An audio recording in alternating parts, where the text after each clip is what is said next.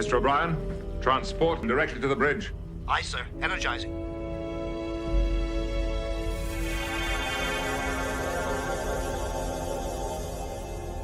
Security team to the bridge. Belay that order, Lieutenant. I just wanted to thank you all for your support. It's been fun. From the StreamYard Studios on YouTube, this is Jeopnerdy. And here's your host, John DeMarco.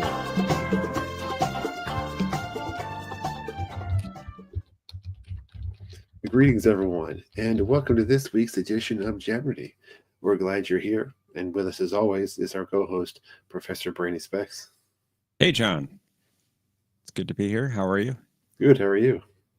I'm doing fine, thank you. And Hope welcome, everyone. Yeah, indeed. I'm glad you're here. Say a quick hello, and we'll get started in round one. Let's say hello to Planet X and Squirrel Girl. They were in here earlier, so hopefully they'll be joining us again for the game. I say greetings also to Patrick. Thank you for joining us. Hello also to Gap After Dark. Nice of you to stop by. And permission granted to come aboard Brad Wolf. Good to see you. Hello also to OmniCast. He's a little bit tied up with some Paramount Plus board meetings, but it seems like he's made it at least into the chat. Greetings, Mercer. Glad you could make it, as always. Hello also, Trekmaster Mike. Good to see you as well. Which I believe brings us up to date in the chat. We have no returning champion from last time since everybody ended with 0 or negative points. But we do have 3 contestants to start off with in round one. If you'd like to join us in one of the later rounds, you can go ahead and click on that link that's pinned to the top of the chat. So we'll go ahead and bring up our first 3 contestants for round one. So let's say hello to Mike, Up is Bad, and Patrick. Hello. Up is bad. This is down. Down is good. Oh, up is good. Up is no.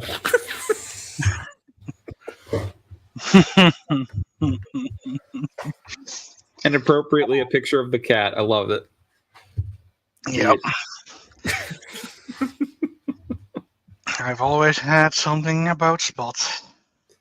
He has kicked my pants multiple times. Kicked your pants? Yep, my pants. Okay. How's everybody? Good. Pretty well. Good but sleepy.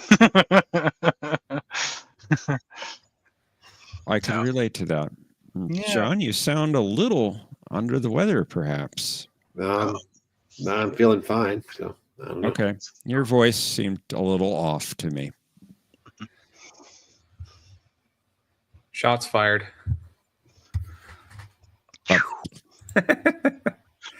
It's just my perception. I could be wrong. For what it's worth, Jeff, I thought the same thing. So Okay. Well.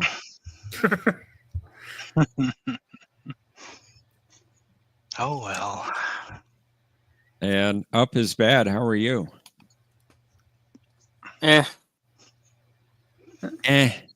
Feels like I'm being pecked by those things. Where they go? They go quack. What do they call cats? Cats. But Thomas, especially for you. This is down. Down is good. This is up. Up is no. Oh crap! I said it wrong. Or bad. up is no. And Mercer says Nerl is a cat. Indeed. Yes. There, I fixed it. Oh, did you fix it? I was so traumatized by that. Sorry. No. You're making me work, Up.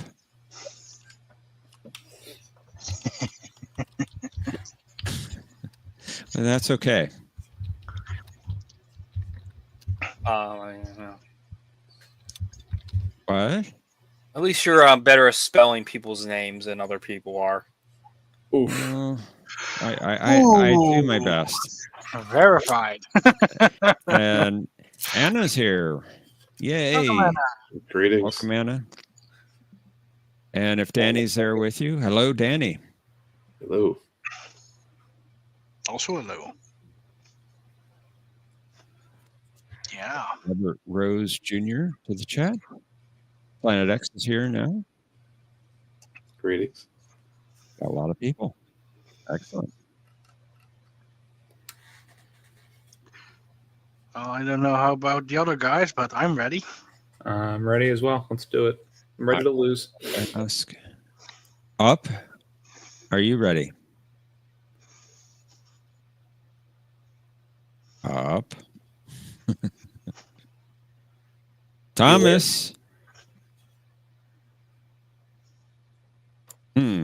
Bueller? I think we've lost Thomas. I'm good. He said go in the chat, and he said he's good now. All right. Well, if we're ready to play, let's play Jeopnerdy.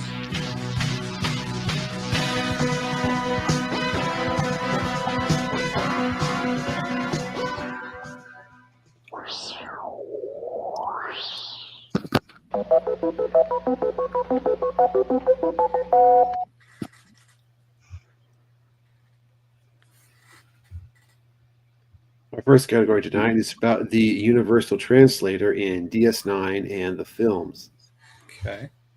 Mm-hmm. Next, we have The Last Word, DS9 Season 2, Part 1. In this case, you're going to be identifying the episode based on the final line. Okay. Next, for our visual category, you'll also be identifying an episode. In this case, for TNG Season 7 co-stars.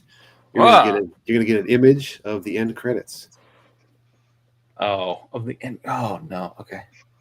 Next, we have the Rigel system in TOS. Oh, phew. So I did something that I did right. And Duet. Ooh, duet. Okay. Duet. All right. No returning champion this week, but Mike, you are in the first position, so you get to go first. Quite a menu. Let's do Duet for 800. Odo determined that Goldar Heel couldn't have contracted Kalanora syndrome since, at the time of the accident, he was back on Cardassia receiving this award.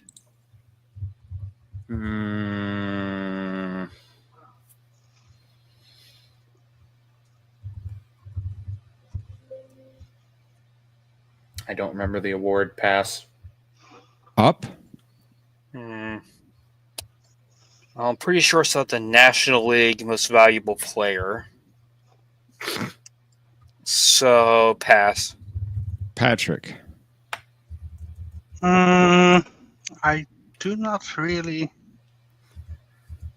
No, don't remember. Pass. It was the American League, wasn't remember. It was the Proficient Service Medallion. it? That was close. Yeah, wouldn't have been even in the neighborhood. That was a tough clue. So do better on this next one. Up is your turn. TNG Season 7 co-stars for 200.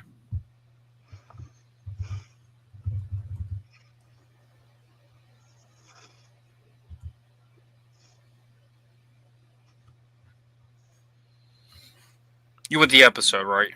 Right. Pass. Patrick. And is it only the 200 one? Wow. Yeah. Yep. This is not ringing any bells. Pass. Mike. What is All Good Things? That's right. Very good. Jessel is Jessel, the that one was that should Data's have. servant. Yeah. Oh, of course. I believe that my eyes are shut. I didn't know she was a Vorlon. Patrick, welcome to the game. Your turn. Shooter's Fort was Darjeeling. Let's start with the Rigel system for 800. McCoy was concerned about using an experimental drug on Sarek, but Spock pointed out that it had been used successfully on test subjects on this planet. What is Rigel 5? That is correct. I said it in the chat.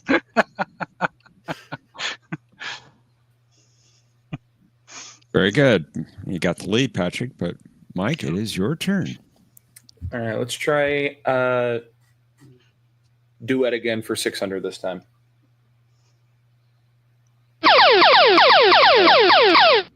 Found it early. It's a daily double. You only have 200 points. You are 1,400 off the lead. 20,000. You can bet up to 2,000. Let's do 2,000. All right. Full 2,000. Here it comes. Maritza complimented Kira on the replicators, but he thought that the Semhal stew could use a little more of this condiment.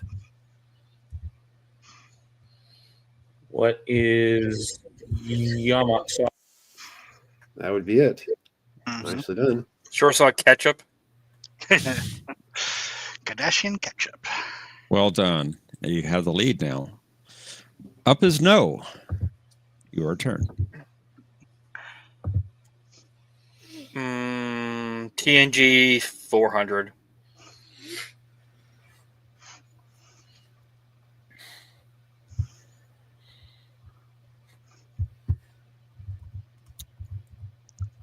Pass. Patrick? That would be gold. Oh man. Nope, pass. Mike. Darn it. I don't remember that character. Nope, pass. You might have Cinnabon remembered is it. trouble. Yeah, go ahead, Professor. Cinnabon might be kicking himself for not playing this one. Indeed. Was That she the mother? Rosa. Ah, that's why I don't Sub remember the Rosa, character. yeah. Okay, there it is. Okay, cool. The ghost. Oh. Wait. I forgot the name. Was that the ghost guy or the grandmother? The grandmother. Oh. Yeah, I never knew what her name was. All right. Okay. Patrick, your turn. And let's do another Rigel. This time for 1,000.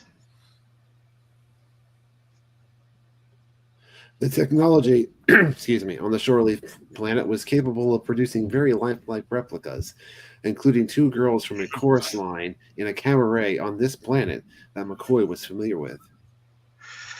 What is Rigel 2? That is correct. Little cabaret, McCoy knows, yes. Very good. Mike, it's back to you. Let's do TNG Co-Stars 600.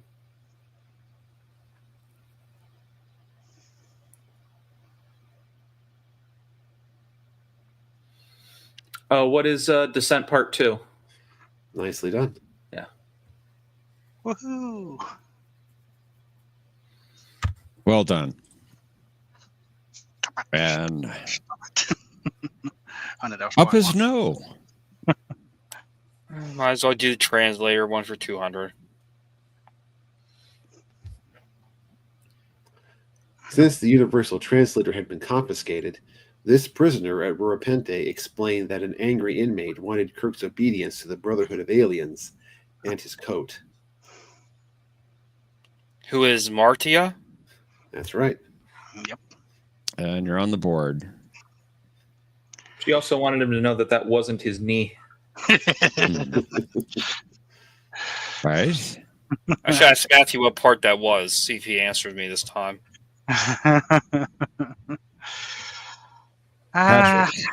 Let's go with a co-star for 800. We need to get one of these right.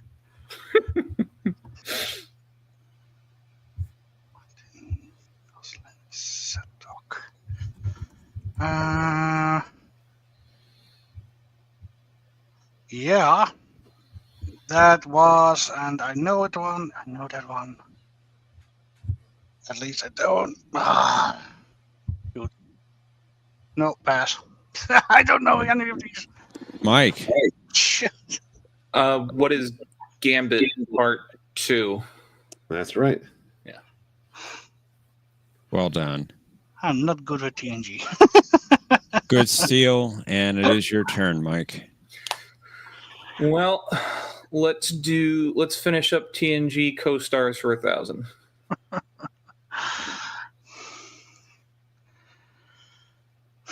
The Major Barrett one. Right.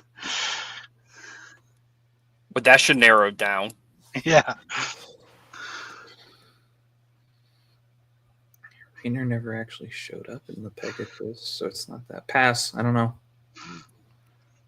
Up is no. Pass. Patrick. What is thine old self? That's correct. That one I know. That one Very good. Nice. I actually did better on the latter ones in that category for whatever reason. Who was Rainer?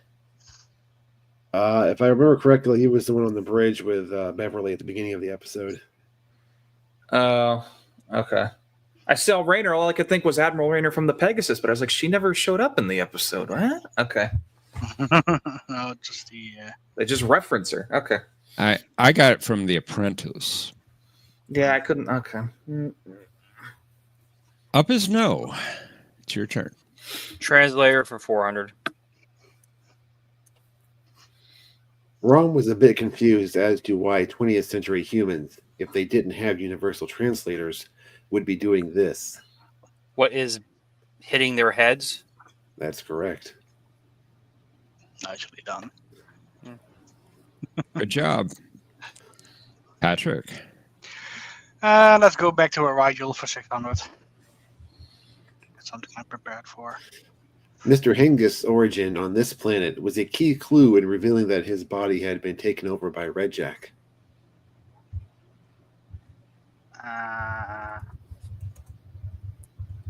Shoot. What is Rigel 7? That is incorrect. Mike. I believe that's what is Rigel 4. That would be it.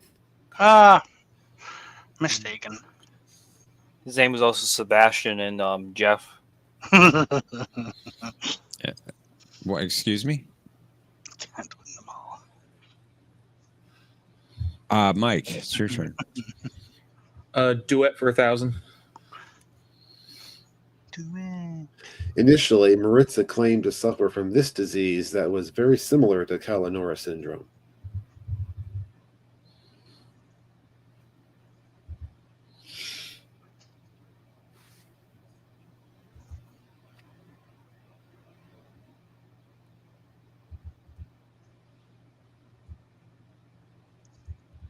Don't know. Pass. Up is no. Let's see, it's either chicken pox or shingles, but I'm not sure, so pass. Patrick. Shoot. That was. What is Kayla Nora syndrome, I believe? That is incorrect, I'm afraid. Oh. Should have. The other one was called Patrick. Patrick syndrome. Yeah. Yeah, Patrick, you just said you just said it in a different way. No, it didn't.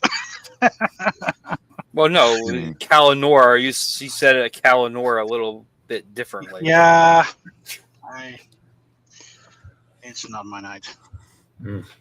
It is, but not today. Omni has comments from the chat. Of course, because in the chat it's always easier than here. Yep. All right. Real money. Up is no. Yay. Translator for why not 1,000? When refugees from this race first arrived on the station, the Universal Translator had a difficult time analyzing their language patterns. Pass. Patrick.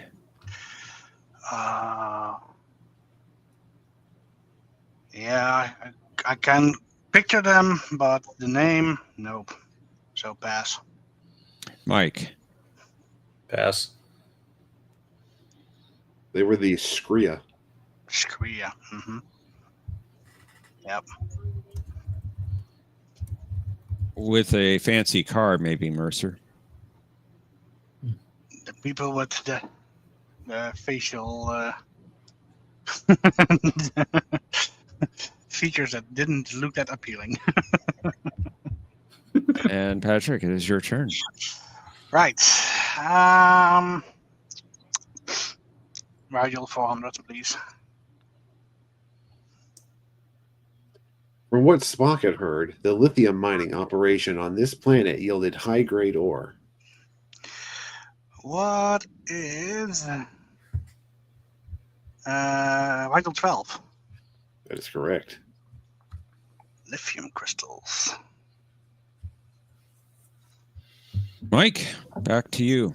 Hold the die. Universal Translator 600, please. When Damar didn't understand what this Breen leader had said to him, William claimed, he says, you need to get your universal translator adjusted. Oh, what's his name? I can't think of his name. Pass. Up is no. Pass. Patrick. Pass. It's thought something. The thought gore. Yeah. Yeah. Thomas, you actually got more of it than I did. I didn't remember it all. And up is no. It's your turn. F.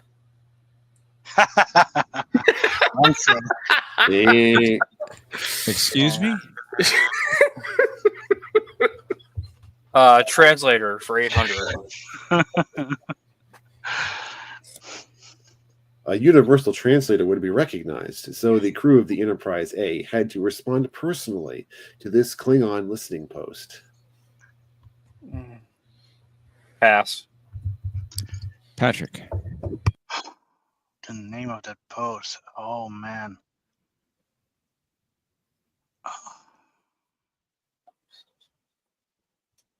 Douche or no, please. Pass. Don't know. Mike. Oh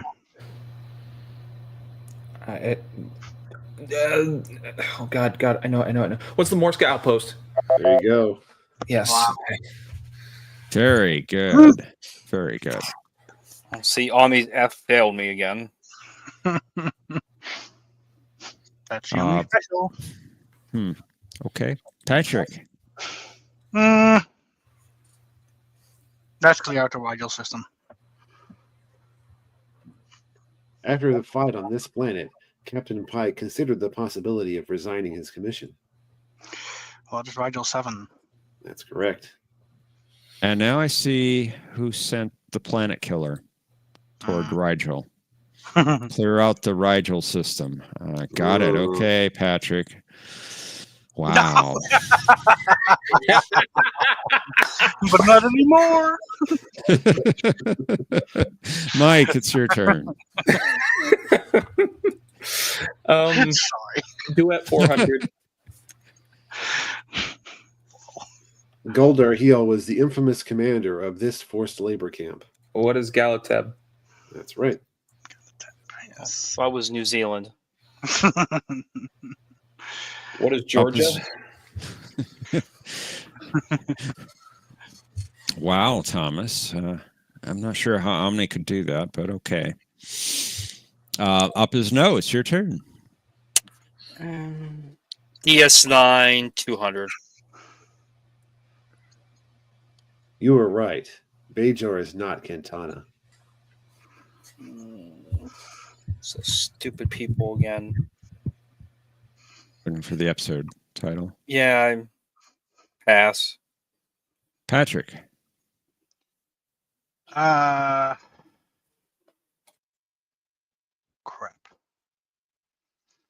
Well, the sanctuary. Very good. Took me longer than I would have wanted. And Patrick, it's your turn. Let's block the 1000. just in case.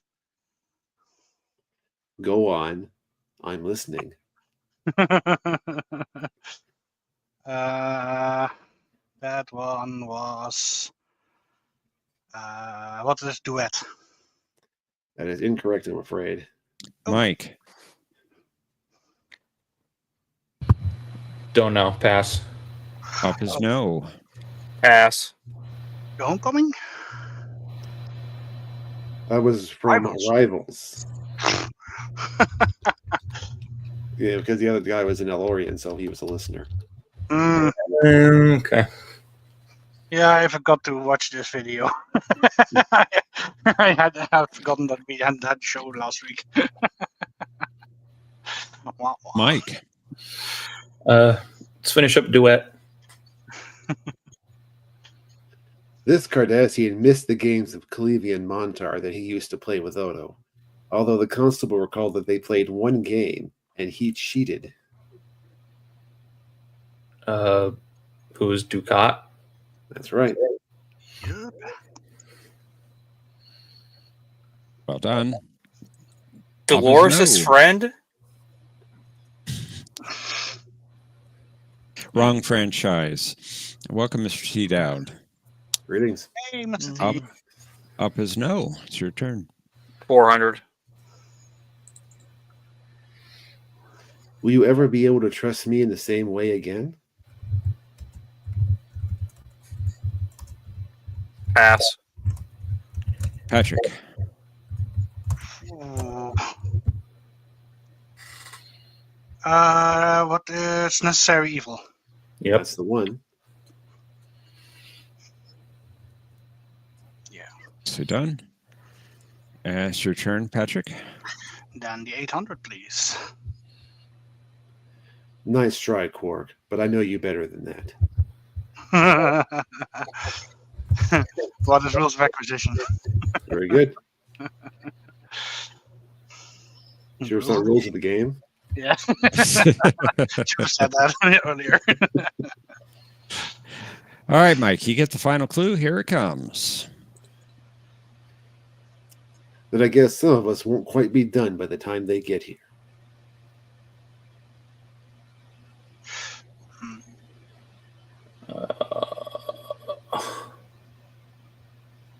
Some of us won't quite be done by the time they get here.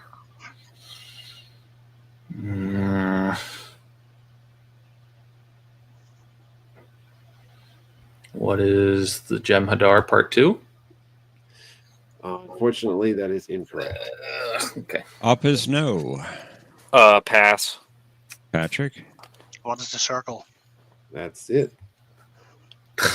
Yep. Okay. We got a game. Anybody can win. And we have a new buzzer system that we're using tonight. It's justbuzz.in. Going to put the link in the private chat, so please head on over there. You will have to lock in your answer as well as your bet amount. You have to do it or I will not see it. Okay. Display name. Patrick.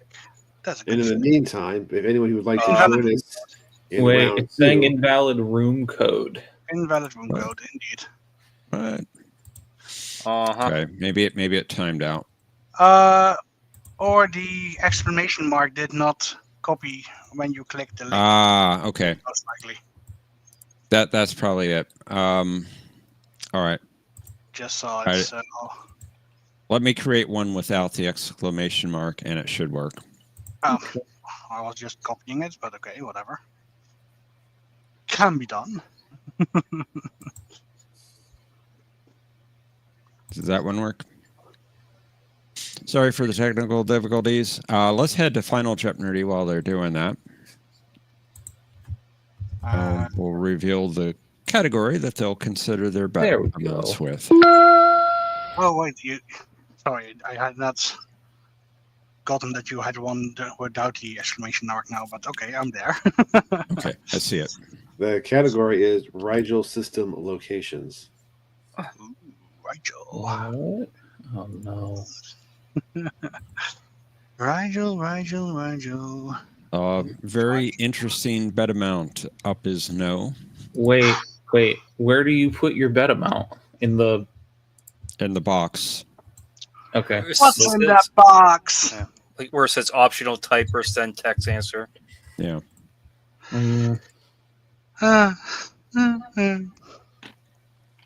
And like I said, you do have to lock it in. okay, got it. And you do that by pressing enter or click the bus on? I don't remember. Don't click the bus Okay, on. I got it. Yeah. It's Yes, new. I did. Okay, good. Yeah, we're all learning here.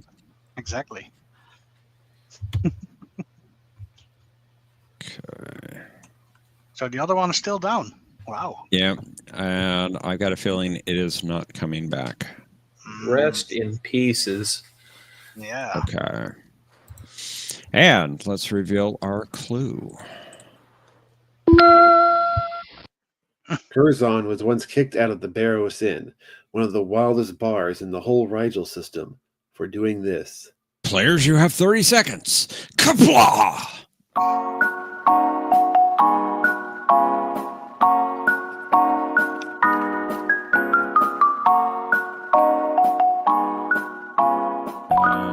Looks like, Mike, you dropped out.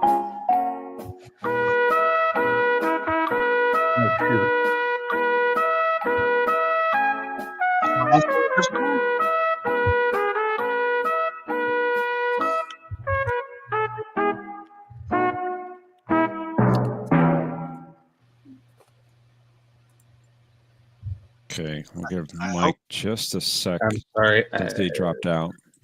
I hope it worked that it is visible. Otherwise, Am I back in? You're back in. Is that your response? Did you put in a response? Oh, hang on.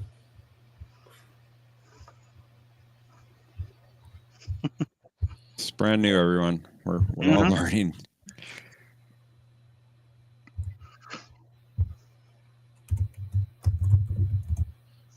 I hear typing.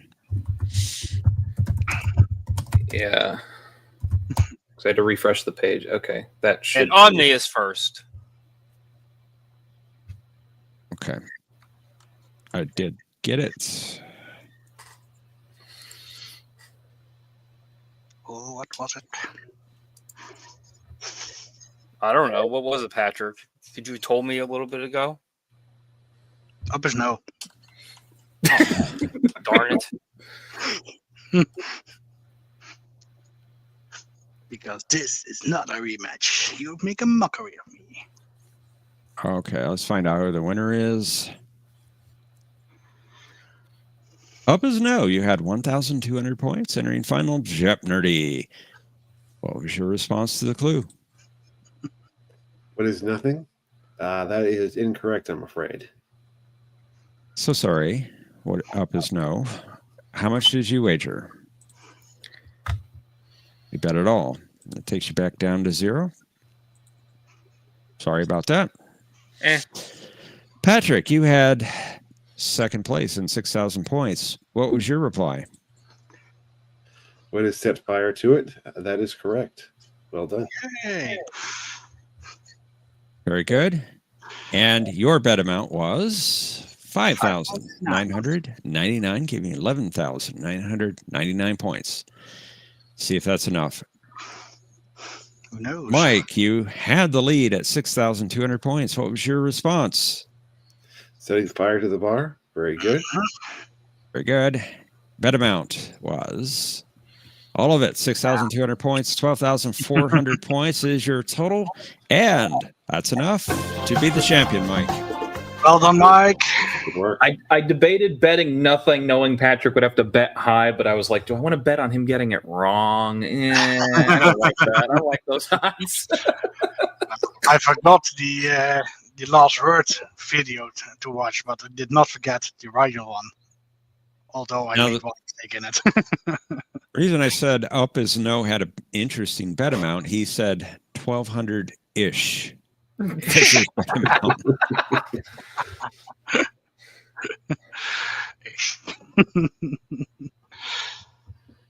excellent board. Excellent questions. Thank And you. some very hard ones, even for the season 7. Yeah. Zero was probably the right bid for Thomas, knowing Patrick and I both probably were going to go high to try and outdo one another. Yeah, but I was pretty sure you two knew what it was, and I had no clue. So I had seen Dax recently, so somewhat recently. Like, when was it? I think it was Super Bowl Sunday. I went over to my parents' house for a little bit, and we were watching some DS9, and that episode came on. But watching the video of John, I thought, these radio numbers and what they did there, that can come in handy. And some you can luckily retain, but not all. I could have his video playing, and I wouldn't remember the numbers of the planets. Yeah, I did mistake in one, so it's not foolproof. Definitely not. Oh well. It was a good game. That was Indeed, very- it was. And I'm looking forward to seeing what the other players will do with the other rounds. Yep. Indeed. Once Omni gets here, you guys are doomed. True.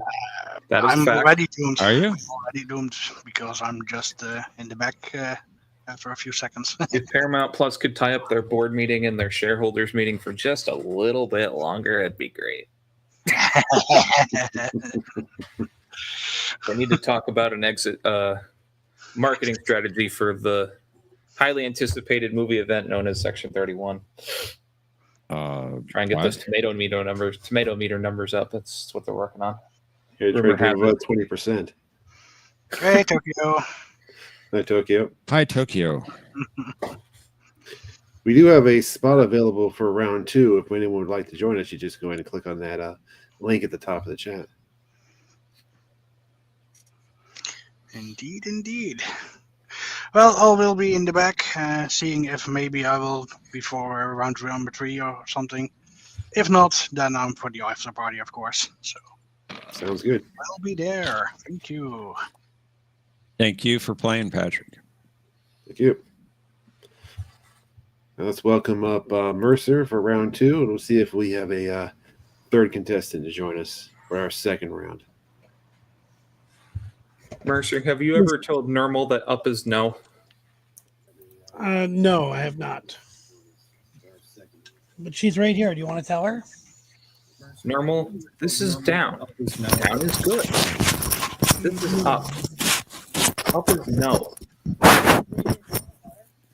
She's here. I can't- Oh, you she's here. kitty. She's here. I think that worked just as well as it did with There's no Tom. sound coming out of this. She's here. We can hear you. Do you see her? Yeah, we see You her. can't hear us. That's my normal. Normal. She's a good cat. Normal. It's my cat. She's good. She's a good cat. Wait, is Tokyo unretiring? He might be. It's a distinct possibility. Uh-oh. It looks like he had some sound issues, so hopefully he'll be back soon. Can relate. Had that happen last night. Well, we are on the superior product tonight.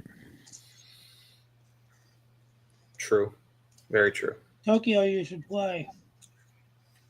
Indeed. I believe he's working on it. Who else is in the chat? And wow, what's that all about, Thomas? How dare I insult Wheel of Trek? I didn't mean the game itself. I meant the streaming service.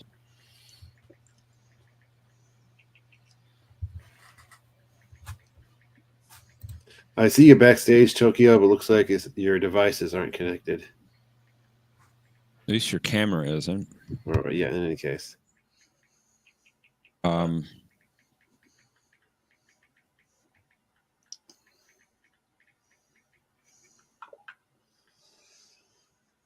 All right. I guess we'll play with two people.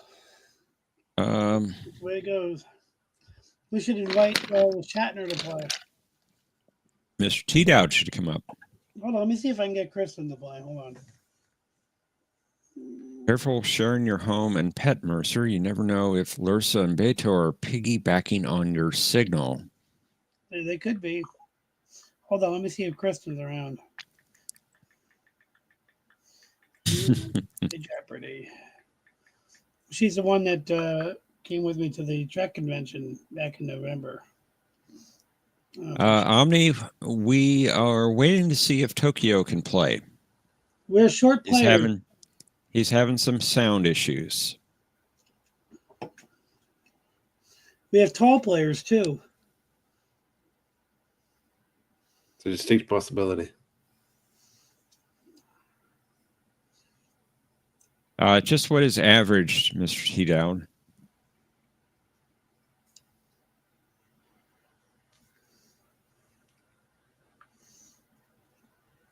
So I figured I'd tell you guys that I'm going to be probably in May getting a medical procedure done. So after that, I'll be laid up for who knows how long. So I'll be just hanging out watching Star Trek, which is a great thing because I'd be liking to do that anyway. Hope it goes well.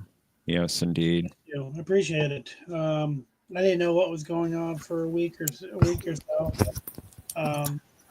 So Hey guys, let me grab my lunch real quick and then I'll jump right in. Okay. Okay. So yeah, it's basically the big news is that that they had to figure out what they could do, and turns out that hey, listen, if I could do the medical procedure tomorrow and get it done, get it out of the way, I would, but they have to do more scans and I have to talk to surgeons, and so it probably won't happen until May, early May, I'm hoping. Okay. Well, But all the best to you. appreciate it. Yeah, I'm probably I don't know how long I'm gonna be laid up, but I'll be on the couch with the cat and watching Star Trek. Hopefully I'll be able to play Jeopardy even while at home. Hopefully. Never had surgery before, so at least not since I can remember.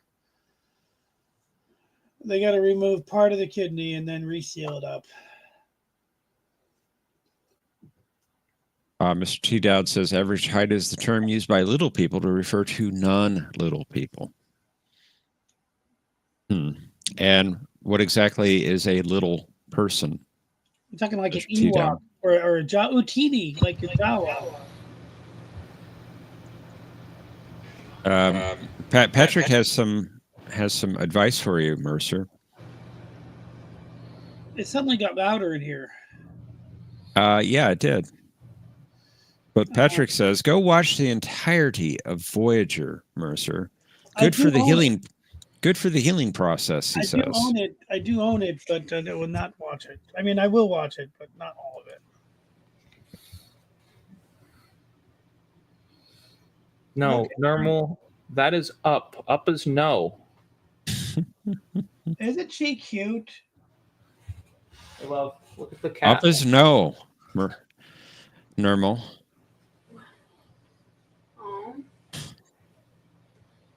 What's his name? She's on top of her little throne. Normal. Why? Omni says, be thankful Dr. Crusher isn't doing the procedure. You might have to put it there. My girlfriend wants to know where the name Normal came from. Garfield. Normal was a Yeah, little gray cat that Garfield. lived next door to Normal. I have a little gray cat that lived next door to Garfield. Omni says, especially watch the episode called Night. Why is that? I don't Because know. you'll learn when it's time to take out the garbage. Didn't she grate on top of her cat tree? Yes, and how to target their cargo hold. Thomas says, or watch Matthew's reviews for at least 20 episodes of Voyager. My phone, my cord won't go any further, I don't think. Hold on. Let's see if I can Which one? There's a few key things in. Wow. Brad Wolf says he would rather take Dr. Crusher over Dr. Gorgon, who replaced her for a season. Normal, look over here. Normal, look over here. You're not looking over here. Guys. Hey, Tokyo, are you playing? Yeah, I mean, I'm here. Okay. I was do it. just making sure, sir. Are we ready to play, gentlemen? Let's Rare do it. cameo. I want credits on this. at least you guys got to see Normal this week. Because you didn't get to It's see Normal last week, right? At least you guys got to see Normal this week. Yeah. Always a bonus. We get to see Normal. How about that? She's the most beautiful cat ever. All right. Let's play Jeopnerdy.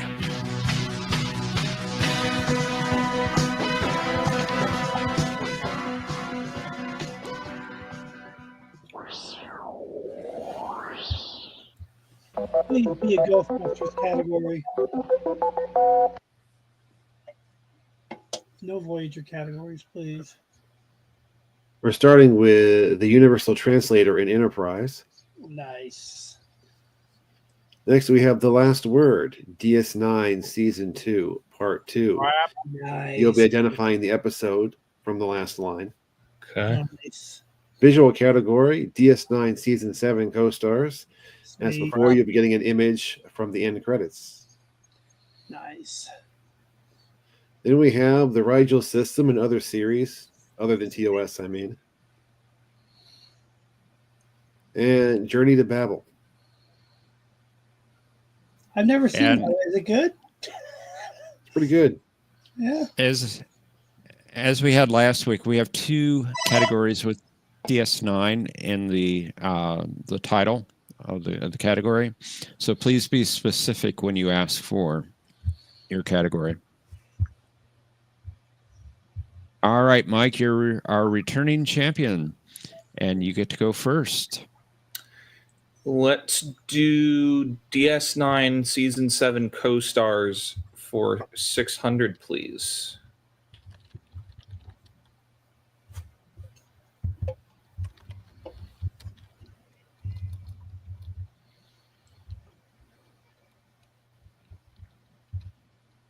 What is...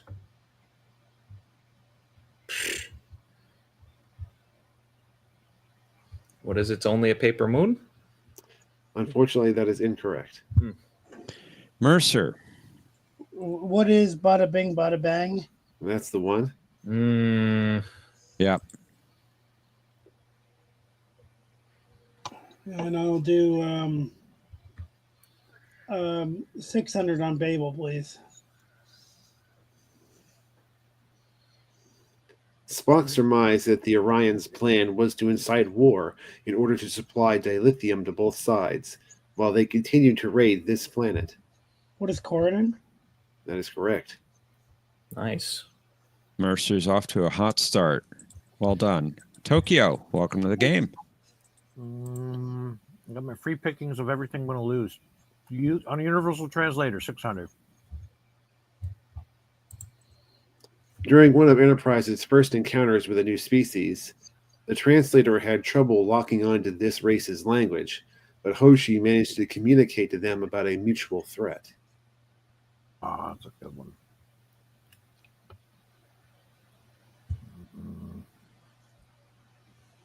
Pass. Did you say pass? Yes, pass. Mike.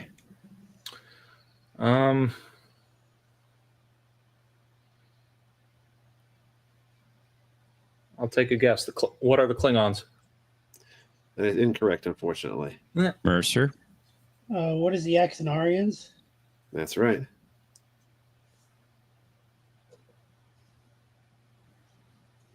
All right. Mike. Back to you. Journey to Babel, 1,000. Sarek debated this ambassador during his last council session. The ambassador lost.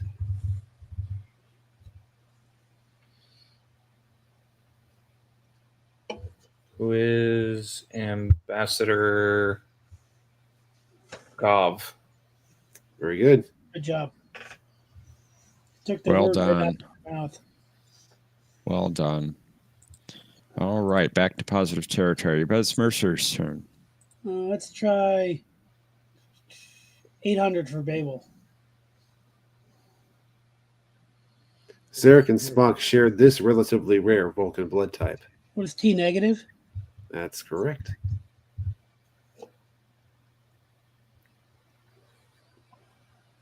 All right. Tokyo, it's time to get on the board. It's your turn. Not going to happen. UT for 8. During the conference intended to establish a coalition of planets, this reporter reconfigured her universal translator to record messages from the other translators in order to spy on the delegates. Who's Gannett? That is correct. Job. Nicely done. And you're in positive territory. Very good. Good job. Mike. Season 7 co-stars 800, please.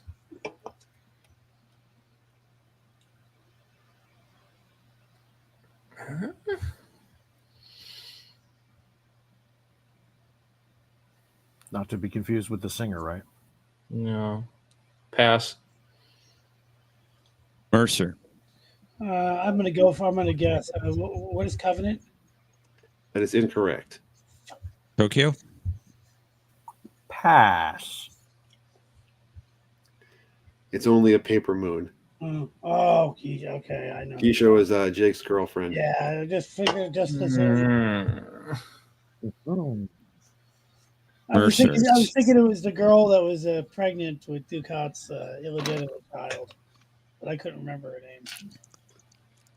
All right, Mercer, it's your turn. Let's do Babel for 400.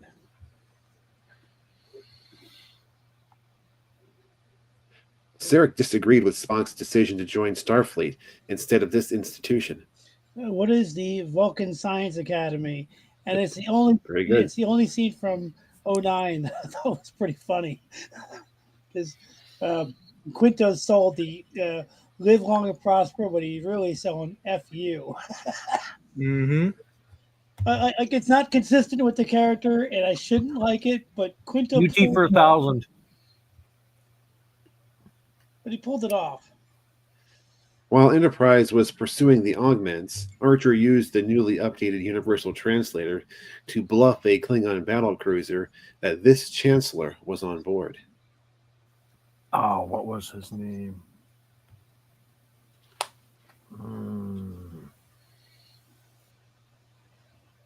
I don't remember the Emperor's name. He was named like twice. Pass. That hurt. Mike. Pass. Mercer. I don't remember a pass. He was Marek. That's right. I don't think Gowron was that old. Not quite.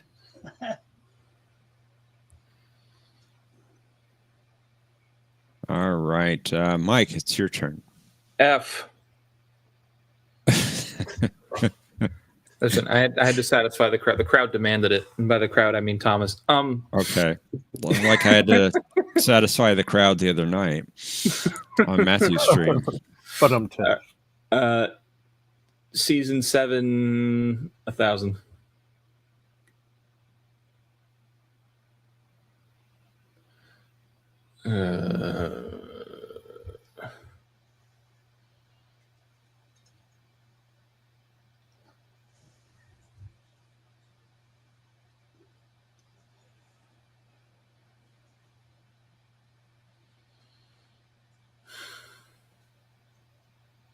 Pass.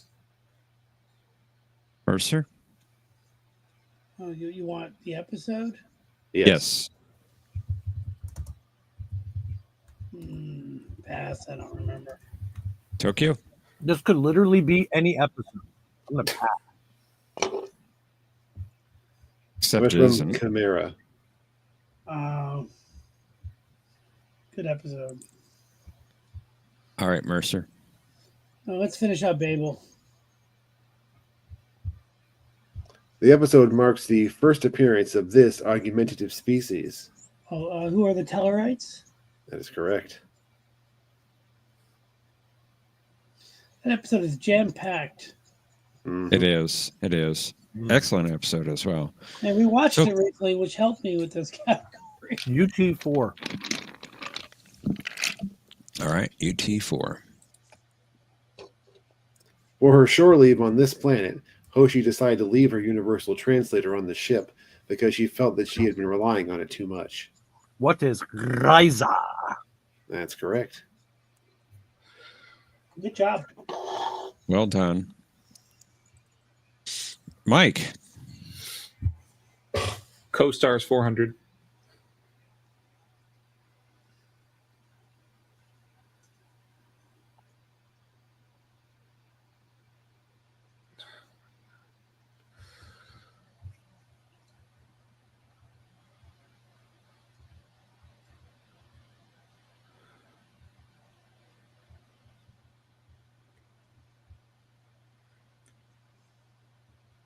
What is after image? That is incorrect, unfortunately. Mercer. I'm going to have to pass my original guess so it doesn't qualify. Tokyo. Pass. This is hard. Yeah. I found them hard. That was from the Dogs of War. No, I immediately thought of In the Pale Moonlight because Impella was in that episode, but then I realized that was a different season. But I think that was the only time she had any lines. Was in this episode. Yeah, it's been a while since I've seen Dogs of War. The only thing I remember about Dogs of War is the guy from Total Recall was in it. Mercer, it is your turn. Let's see here. Last word for 800. I'm not Curzon. So you're looking for the episode? That's right. Mm-hmm.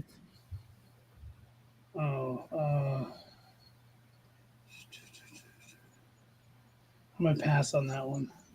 Tokyo. Ouch, this is 800. Only 2 episodes are coming to mind. I'm not going to risk it. Pass. Mike. What is invasive procedures? That is incorrect. Sorry. That was from Playing God. No. Okay, so neither of the episodes I was thinking of were that. Okay, Tokyo, it's your turn. Crap, I muted it. Let's finish the UT. After this organization demanded all aliens leave, the Andorian ambassador reported that there were protesters chanting outside their embassy, using words that weren't in the universal translator. What is Terra Prime? Very good. Bill Fredericks Paxton. Frederick Bill Paxton. What is it? Bill Frederick Paxton? Robo-terrorist. That too. Very true. Mike. Last word 600. That's the thing about love. No one really understands it, do they? What is wait a minute. That's not season 2, is it?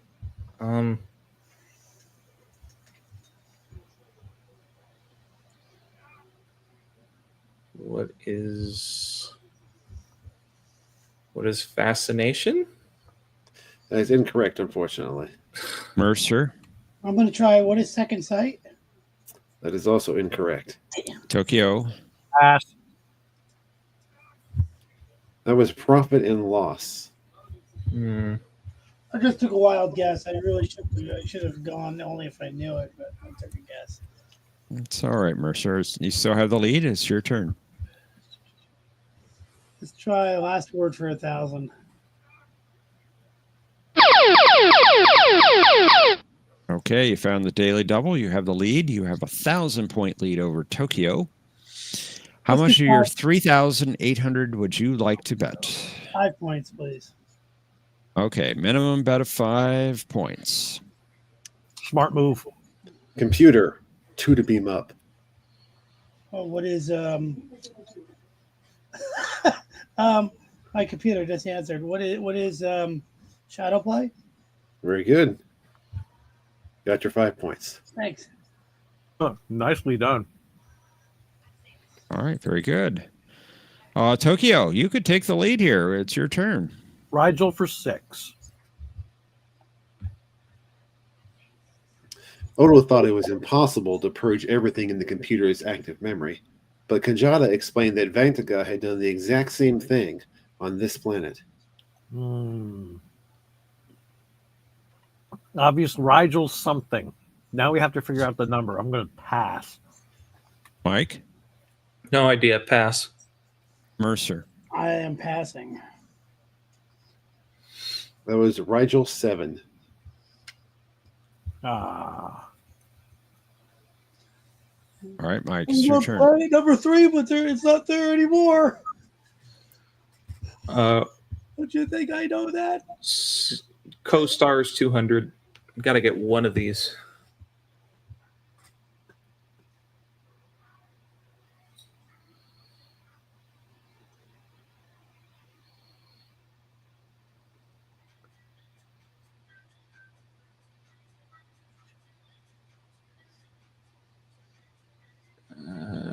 I don't remember which one it is. Pass. Mercer. What is what you leave behind? That is correct. I didn't know if you wanted part 1 or part 2, like for that. Well, you know what I mean? That's all one episode. Yeah, technically That's it's just what a episode. that's what I was thinking. I would consider it an A episode, but I wasn't sure if there was a difference in terms of how you figured it out. Broca gave it away for me. Yeah. All right, Mercer, it is your turn. Let's do 400 for the last word. Especially the lies. What is the wire? Very good. Love it. Love it. Love it. Love it. Mercer is on fire today. He's doing very well. But you're doing pretty well yourself, Tokyo. It's your turn. It's been a while since I did this. Okay. Rigel for 4. In an alternate future, Picard doubted that LaForge had made the trip from this planet to Earth just to drop by. Oh, that's a good question. That's a good one. These are great clues. Yeah, the scene, I'm playing this scene, but the script isn't coming into my head. I'm gonna. This one's first. This one's Mike's. Pass. Mike. What is Rigel 3? That's the one. Good job. I am kind. Geordie. You're Well, not making a actually, trip he from didn't Rigel 3 just to drop by. He didn't come from Rigel 3. He came from Trivial Pursuit. And Mike, it is your turn. Rigel 800. The Tegan Mining Company was already in a precarious financial position when a Jeopnerdy ray destroyed an entire shipment of pergium before it reached this planet.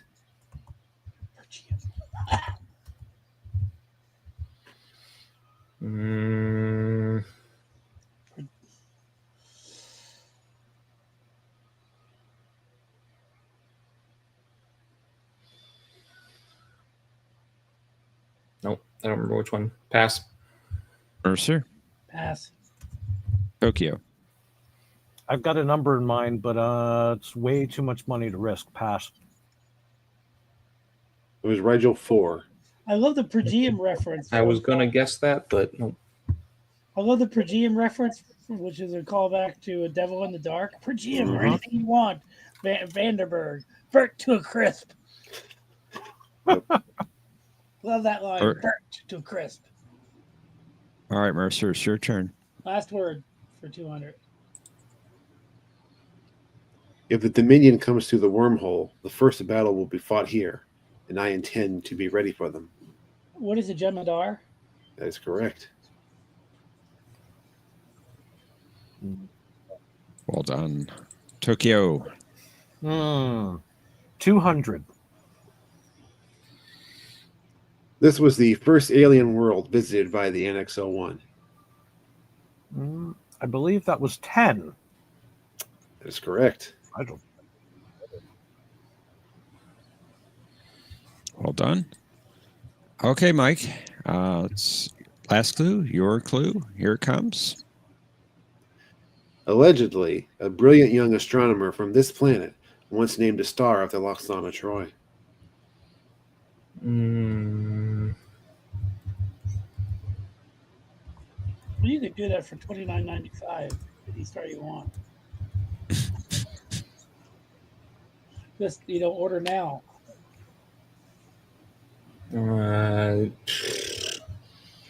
What is Rigel 8? Unfortunately, that is incorrect. Mercer, Pass. Tokyo, Pass. That was also Rigel 4. indeed.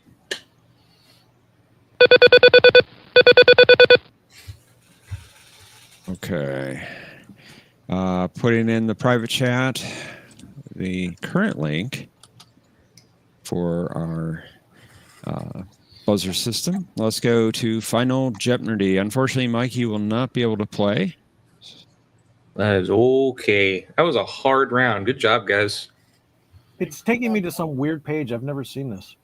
Yeah, Cosmobuzz is not working, so we came up with something different. Okay, because this doesn't appear to be working either. Should be. It's not a Mercer, join Mercer, room or create room. Mercer just got in. Oh, look at Normal. She's so If it's asking for a room number or a room name, put in Jeopnerdy. No exclamation point. But the link should work. All right. Look on Mercer, Tokyo, Give me a consider how much you'd like I'm to not there yet. wager based upon this category. Other journeys to Babel. Not much going on here. Patrick says it's already filled in. You just need to fill in your name and then join. Okay, I think I figured Although it out. But I do see you in there. Okay. And you do have to lock in your response by buzzing. Wait, how much do I have? Okay, I got that. You got 3,200. Okay. All right. Well, let's reveal the clue. In this episode, the Enterprise was transporting Robert and Sarah Abril to Babel, where Federation ambassadors were waiting to honor the distinguished Commodore. Players, you have 30 seconds. Kapla!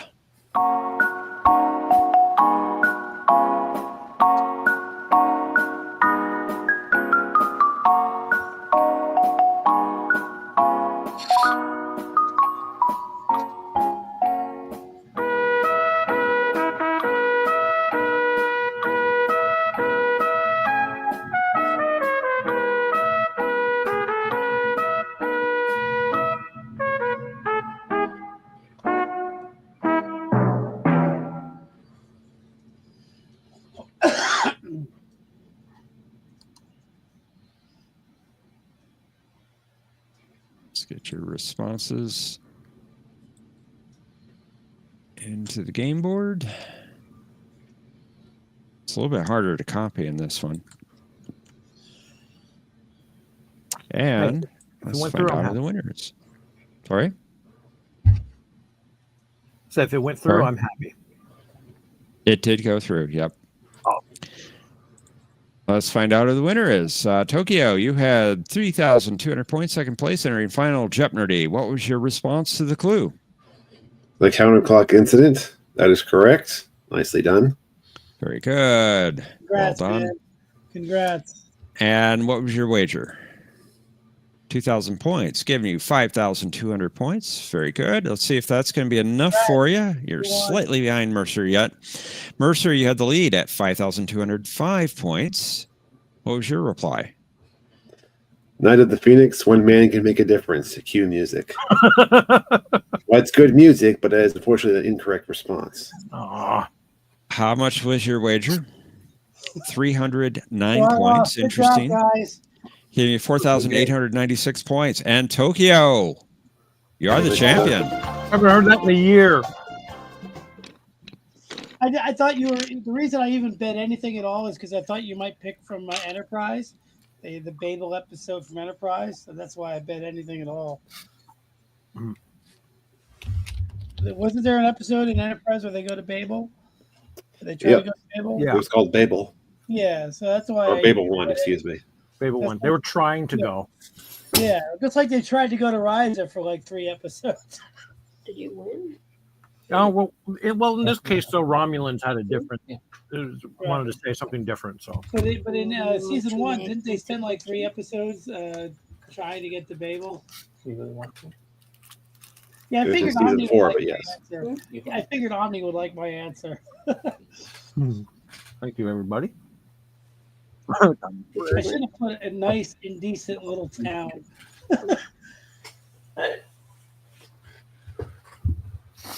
Thanks for a great game. I appreciate it. You did good, Mercer. That was awesome. That was a great game. But It was a very good game. I enjoyed it. It's good to actually know a few answers for once. It's been a while since I've been off for so many weeks. So Oh, did we have the response in the chat? No, not the response. Although somebody suggested that it was from TAS. Okay. I wasn't reading the chat, but as soon as I read the clue, I knew it was from TAS, and I knew I wouldn't get it. As soon as the clue came up, I'm like, it wasn't from Babel 1. I knew I wouldn't get it. I wasn't too concerned about it because I assume most of us would know that a reference to Robert April means TAS. Yeah, that's exactly. Once I saw April, I knew it was TAS. So It's the only time we have Robert April, right? Mm-hmm. Exactly. In canon track, yeah. Unless the question was about Babel 1, I would never have gotten it. That's just the way it is. Because I know Journey to Babel, but that's Babel 1, but those are the only 2 I know. I don't know TAS. I've never watched it. I've never seen a single episode of it. I should probably tune in and watch it. You're correct, Omni. It's no. Yes, no is the correct response to that question. Uh-huh. I mean, you can use whatever you want for dunking. Yeah, and up. Probably. Up was no. So you can use whatever you want for dunking. And then I was thinking it could be a nice and decent little town. If you want sort Brad suggests that your memory is faulty, Omni. And it's been in too many board meetings. of learning another fancy book shoes. A distinct possibility. Omni, are you going to play tonight? I was wondering that myself.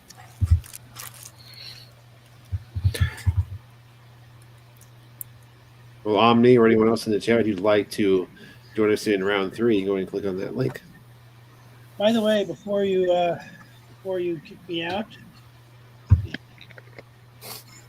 you see her up there? You can't really see her. you can see the top of her head. Yeah, isn't that cute? Aww. Yeah. Sleepy kitty. She loves sleeping up there.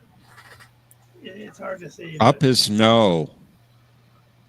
You can see how peaceful she is. Isn't she peaceful? Yeah. Mm-hmm. According to normal. Up is I have the high ground. Pretty much. Indeed. She loves it up there. Is it, Cats somehow typically do. I got that thing home. I had a forget what kind of car I had, but I bought it at TJ Maxx, and it was about 5 miles from my house. The thing is, it was $100. So I'm like, I realized, how am I going to get this thing home? So I had to push my seat all the way forward, and then put the tower diagonally so that it went from the front passenger seat to the back behind my seat. I was barely able to close the door, but I managed to get it home. It was worth it. $100. She loves Patrick, Omni, come on up. it. But it was worth it. $100, and she's been using it as a bed for 8 years. I think Omni's afraid of you, Tokyo. Could be.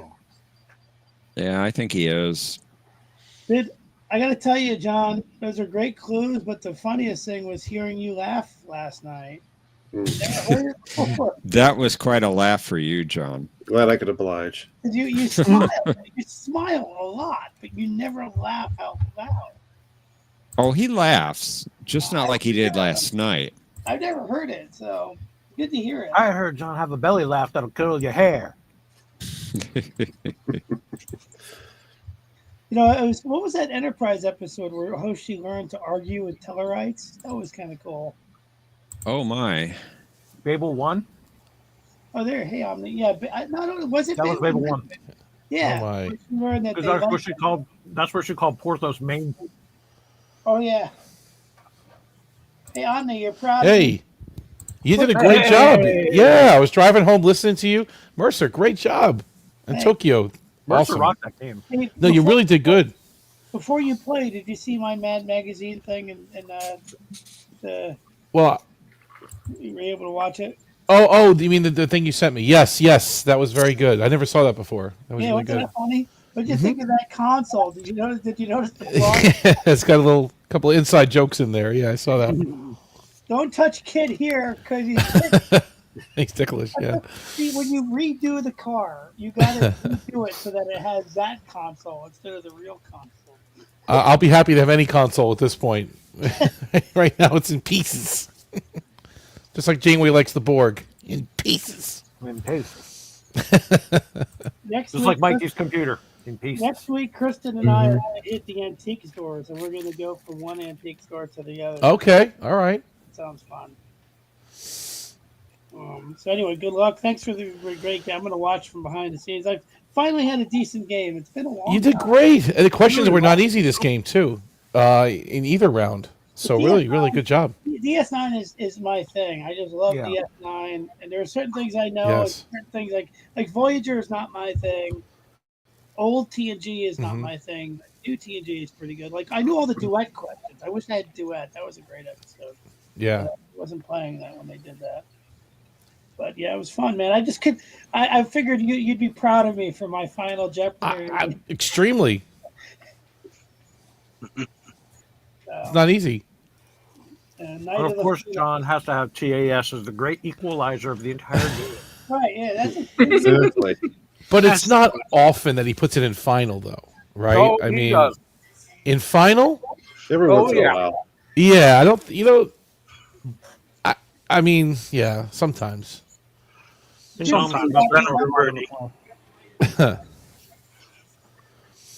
Well, hopefully you can redeem because I let you down at the last minute there. If I had bet 0, would I have won or would I have come close to winning? You would have won. I think you were 5 points ahead at that point. That was a great game, man. The only reason I bet anything was because I was hoping it was Fable 1. Yep, I'm muted. Sorry. Yeah, Jeff, you're muted. We saw your lips moving, but. Yeah. That was a great Sorry game. about that. Yeah. Was he ahead, Jeff? I thought he was 5 points ahead in final. He was, yes, Yeah. indeed. You would have won by 5 points, Mercer. I should have bet more on that one category for the daily double. What is that called? The daily double? Yeah. I mean, Thomas calls it the Omni double, but you can call it the daily double. It's fine. No, but it was just shadow play came to me.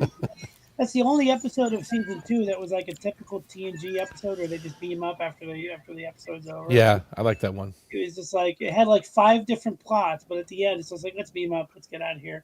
Yeah, and Odo becomes at the top. And yeah. If there is anybody else in the chat would like to play, get up here now. Now. Yeah, otherwise, Patrick is playing. Let me ask you a question, John. Have you ever used the name of that Hawaiian state fish as an answer to one of your questions? I'm sorry, can you say that again, please? Take care, Mike. The state fish of Hello, Mike. Hawaii that was featured in Rascals. Did you ever use that in one of your answers?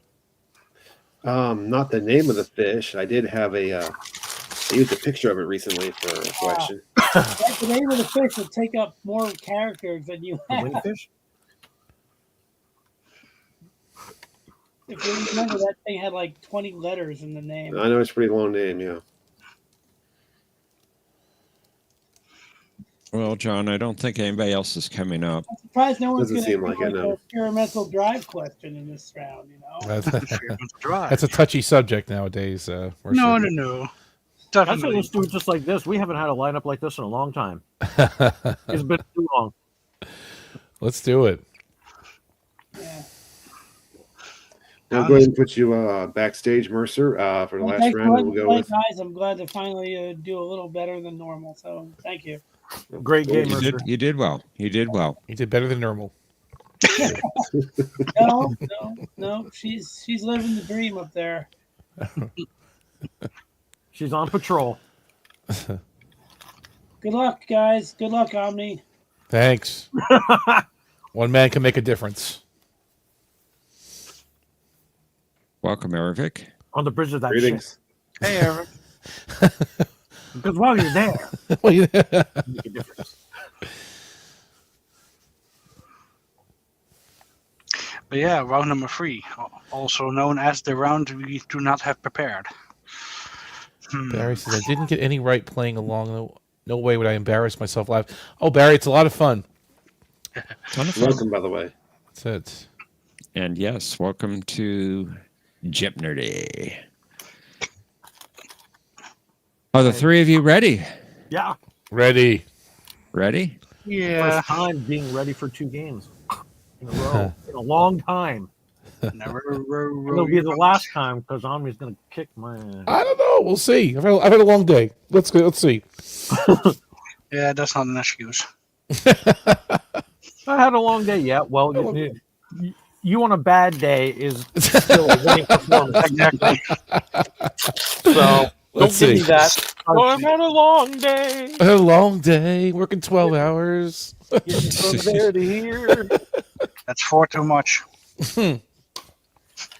And MVP is shedding tears.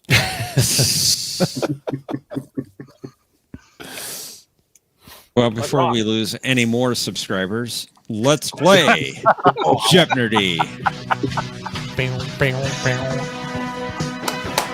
All right, let's go. Let's go. Let's do this. Big doubles, big doubles, big doubles. Don't stop. Spin.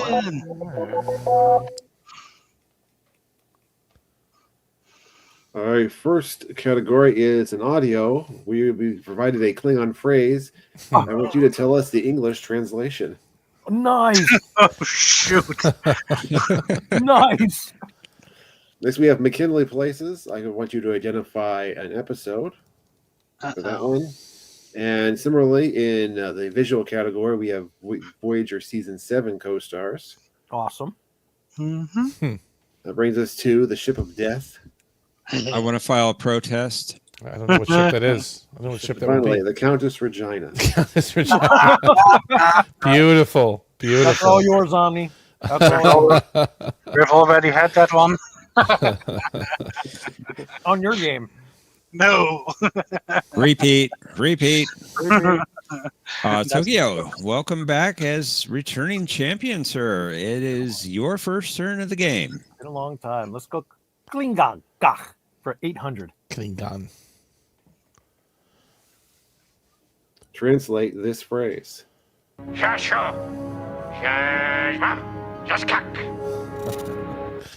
My best Michael Dorn impression. What is, he said, today is a good day to die.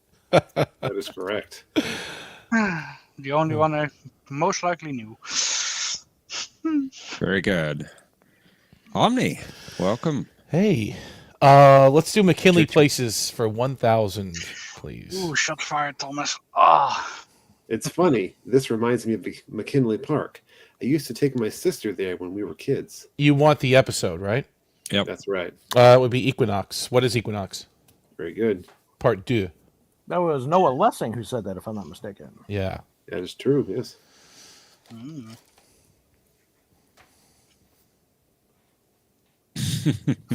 Yes. Shots fired. Shots fired. Yes. Patrick, take that. Speaking of Patrick, it is your turn, Patrick. Welcome back. Thank you. And the Ship of Death for 800. I don't know what that is. Filing protest. Yep. All right. You found the daily double real fast. You have no points. You are 2,000 off the lead. And that is the amount you can bet up to is 2,000. I really hope that John only wants episode names, so go for the 2,000. All right. For 2,000. After Janeway explained that they were looking for this type of life form, Tanis observed, when Voyager appears, people fear destruction. What is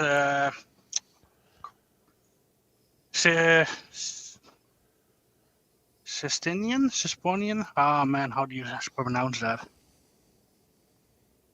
Oh, crap.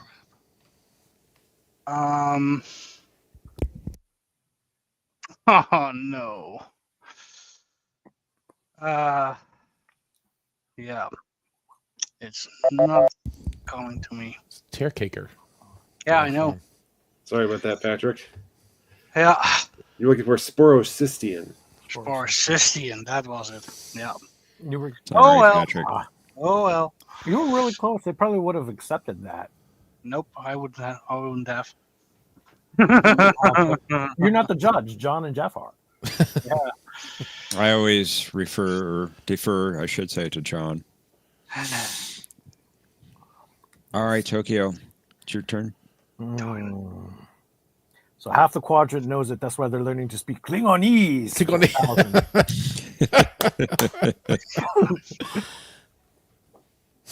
Klingonese for 1,000. Translate this phrase. That's the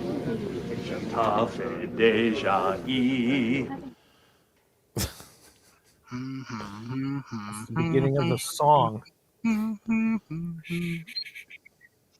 All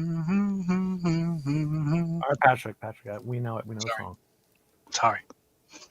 Just so good.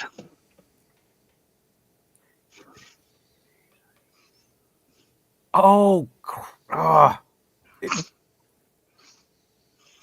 I'm frustrated now because I know this. Omni. Something with the river. The blood was up to the ankles. What is the blood was up to the ankles? I think that's close enough. The exact word was, and the blood was ankle deep. Ankle deep, yeah. And the river something ran red. Okay. Skralbaitik was the river. Skralbaitik. Okay. Yeah. Good. Very good. And nice feel. It was indeed. And it is your turn, Omni. Like that category. McKinley, 800, please. Stay away from that. I gave you that. In a place called McKinley Park. Green grass. Tall trees. That would be... What is power play? O'Brien. That's right. Yep. What is with Star Trek in McKinley Park? All right, Patrick. Time to turn around. It's your turn. Yeah, let's try Voyager Season 7 co-stars for 1,000.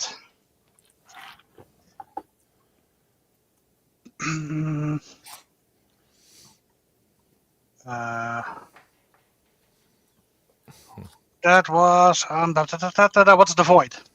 Very good. Nice. Very good. Back to 0.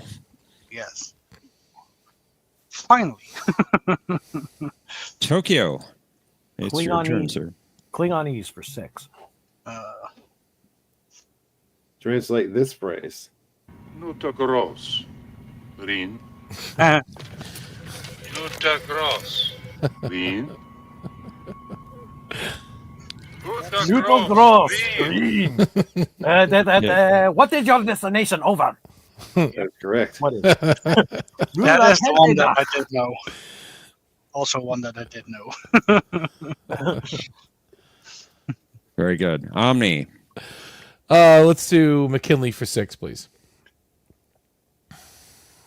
What about yesterday? I saw you blow up something the size of Mount McKinley. Good episode. That would be, they were testing the phasers. What is Silent Enemy from Enterprise? Very good. Yeah. Also good. Very good. Patrick. Let's try another co-star for 800 this time. Try another co-star.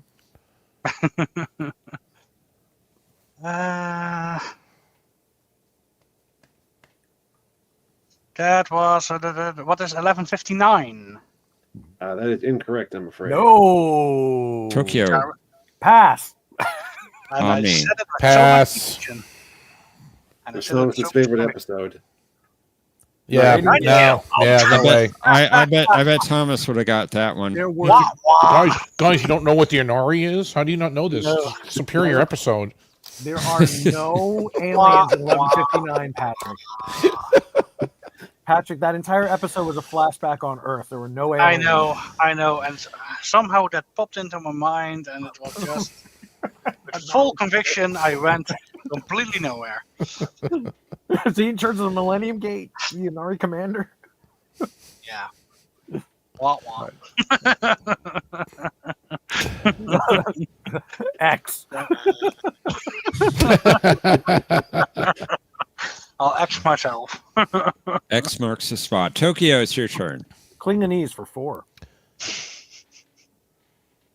Translate this phrase. Monk! Cho-you-chu! I believe it is some variation of what is Malt's engaged transporters. That's basically what it's saying, so I'll go ahead and give you credit for that one. The exact phrase was activate beam. Yeah. I knew That's that was Fred going to Wolf. come up sooner or later in that category. What anyway. is Great Scott? Great Scott. That's heavy. Hold the dock. Omni. Let's do McKinley for 4, please. Occurrence, automobile accident. Location, Highway 949, 10 miles north of McKinley Rocket Base. Agents 347 and 201 were killed instantly. What is this, Gary 7? What is assignment Earth? Indeed, that is correct. Yep. Very good. Patrick. Yeah, let's try 600. Voyager 7, Season 7 Ghost Stars. Let's see if I can get another one wrong.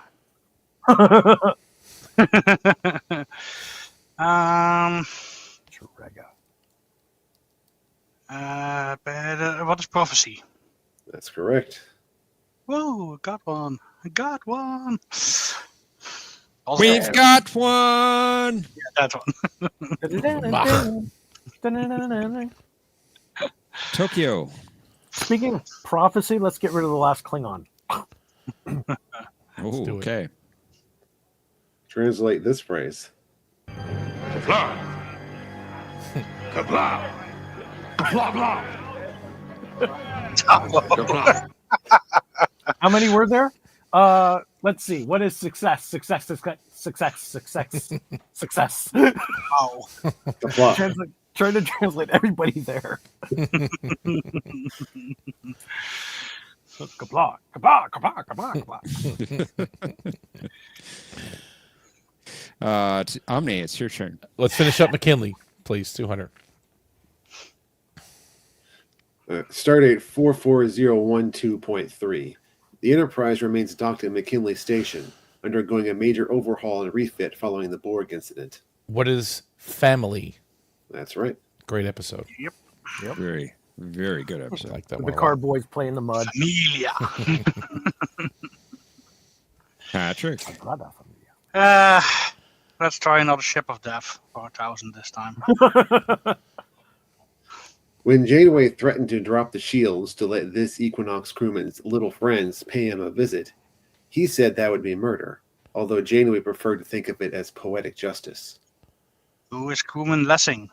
Noah. That's correct. Because I had just said his name earlier in the game. No, See? this one I don't ever do wrong anymore. Uh-huh. I have this one all. Right. Oh, I have done this one wrong in Jeopnerdy a long time ago.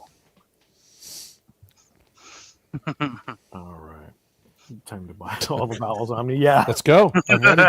I have enough money. I could do it. X. All right. Tokyo. Let's do a 600 death.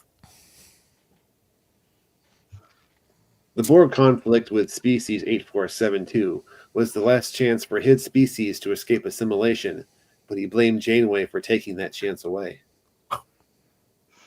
What was Arcturus' species? I'm looking for the name of the character, not the name of the species, just so you know. Who's Arcturus? That's right. I don't think they ever named his species. By the way, you just said the answer. Thank you, John. Omni. Let's do the Countess Regina for 1,000, please. Keep your pants on, lady. The Countess Regina was played by this actress, who also portrayed Dr. Westphalen during the first season of Sequest DSV. What was her name? I don't know. Pass. Patrick. Who is Stephanie Beecham? That is correct. Nicely done. Well done. Yeah, you will not get me anymore with that one. Patrick. Mercer says she was also in Knight Rider. Dun, dun, dun, dun, dun. Did She not was? know that, Mercer. Patrick. Oh, he says, ha ha ha, just joking. Okay, I was going to say, I don't remember her. Just kidding. He's an airwolf. No. She's a little young. Okay, yeah. Well, let's do another Countess for 800. Let's see if we Get can. one crack at the Countess. Picard reminded the Countess Regina of this man who could bewitch any woman who breathed.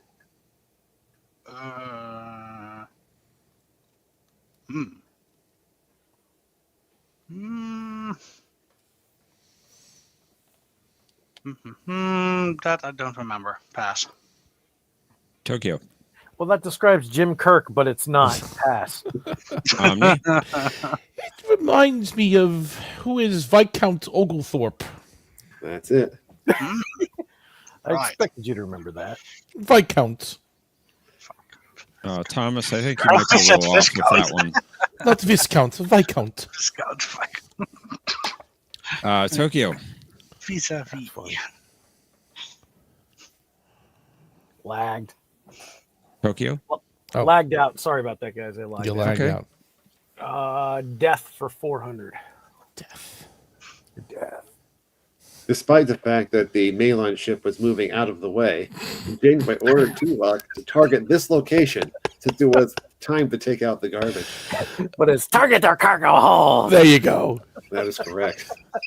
If you got that wrong, The garbage. if you would have got that wrong, there'd be no Yeah. redeeming you. Okay. Tokyo, do you know how many torpedoes they used? I don't care. 5 torpedoes. I use 13 spatial charges. 5 torpedoes. Expect to be compensated. Omni. Let's do the Countess Regina for 600, please. Man, she's cheap.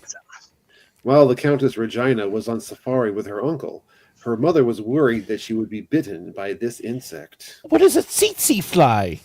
That's the one. Very Well, at good. least it's not a bot fly.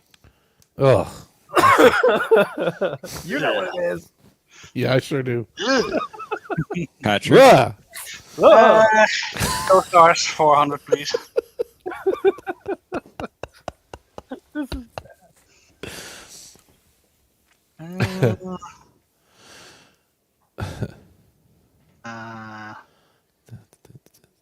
What is nothing human? That is incorrect, unfortunately. Yeah. Tokyo. Tabor. Jor. Yosa. Oh, 400. Oh, there's a Jeff Helm scream. Oh, pass. Yeah. Omni. I'll take a guess. What is shattered? That is incorrect. was it repression? It sure was. Repression. Good thing I Yeah. didn't guess it, 'cause I was Yep. thinking Yep. Because they were older characters, so maybe it was, yeah. Okay. Tokyo. Let's see. Let's pull a fatality and finish the last death. No, I couldn't think of anything clever for that. Stop with the wrong answer. Sorry, Thomas. I'm still. What was that? Death for 2. No, Thomas had a comment. Told you before. Stop with the wrong answers. All right. With protest, I am filing a protest. Ship of death for 2. This individual considered Janeway's intention to forcibly separate his two halves to be akin to an execution. Who is this person? What is justice for Tuvix? Exactly right. Boo. Justice was served. Abomination. Omni. The Countess Regina for 400, please. The Countess Regina expressed to Barclay how she loved to voyage in the unknown and asked if he had ever visited this continent. We were just talking about that. I guess, what is Africa? That's the one. I don't know if I can catch Omni in final at this in this point. You can. Mathematically, you can. That's what I'm thinking. Yeah. Patrick. Go Stars, please. And in turn, Patrick could win if you Yeah. both Yeah. fail. Right. Right. You and bet. Yeah.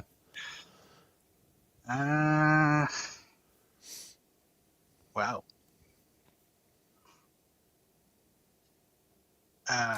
Amy. What is Endgame? Very good. Yeah, that was Endgame. Hang on. Not Naomi's daughter, Lana, right? Mm-hmm. Alana was that was the doctor's wife.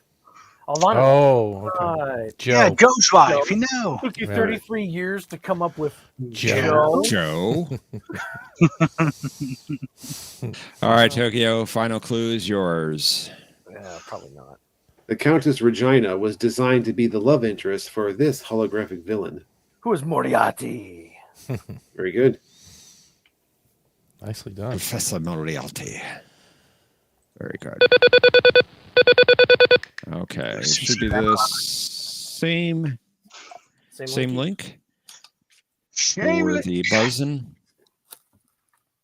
And let's head to final Jeopnerdy. Jeopnerdy. Consider how much you would like to wager based upon this category. Imposters. You know what? D. No, I had two windows open. Just buzz in. Let me see here. Yeah, Just you type buzz in buzz. You have to buzz in, otherwise you can't copy it. Yeah, you do have to buzz. Okay, got it. Or I don't see it. Let's buzz. Let's get buzzed, man. Do I type Bloodwine in the box here? What do you want? Yeah, you type in the box. Type in and the you optional buzz. bar and then buzzy. Busy. This blood wine is cold. Give me another one. You are Drex, son of Martok. That's right. I am Worf, son of Moog.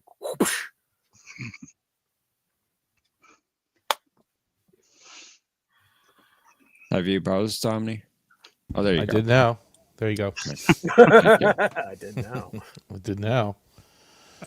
I wasn't seeing it, so I was finalizing asking. my bet. Yeah, there we I go. did meow.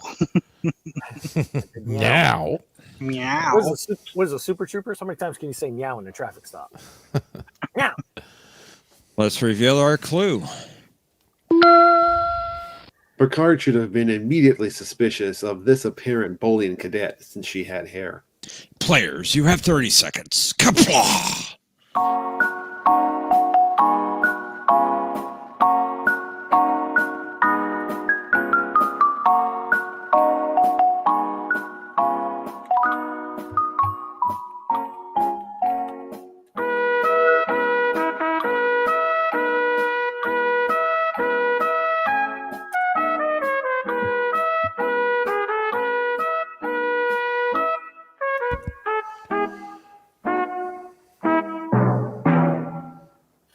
This is cool. We can see when the others buzz in. This is nice.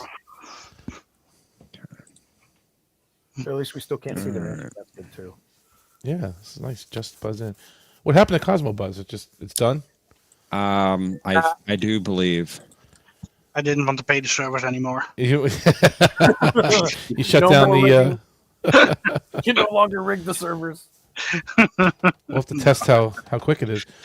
This one's out of California. Oh, all right. I right. think. This should be okay for me too, maybe. Yeah, it's kind of a middle ground, right? Between Well, I don't know if I'm going to be. I don't think I'm going to be able to play next week because, of course, I'm going back to church. I took today off to spend some time with the kids, and I'm going to go take them out a bit. So That sounds good. That's good time. Good memories. Let's find out who the winner is. Patrick, you had 3,400 points during final Jeopnerdy. What was your response to the clue? It's a fake. It's a fake. It's a fake. Which didn't exist. That was a fake. That is incorrect. I know. I didn't think that was correct. How much did you wager? Everything. You did better. Wow. Taking it to zero. Yeah. Sorry about that, Patrick. I had no chance, so I didn't don't bother. Tokyo, You were in second place, 6,800 points. Your response to the clue was Cadet Incompetent Topaz.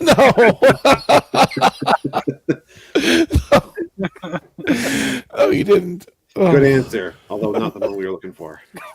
Unfortunately. What was your bet amount? Oh, no. You did that all as well. Take you to 0. The thing is, though, if I was champion and I came back and won this, I would have had. It would be in the same situation as before. So no, I'm happy with today. Competent Topa. Omni, you had the lead. 9,400 points. Your response. It was Cadet Haro. Nice game, fellas. And that is correct. Good work.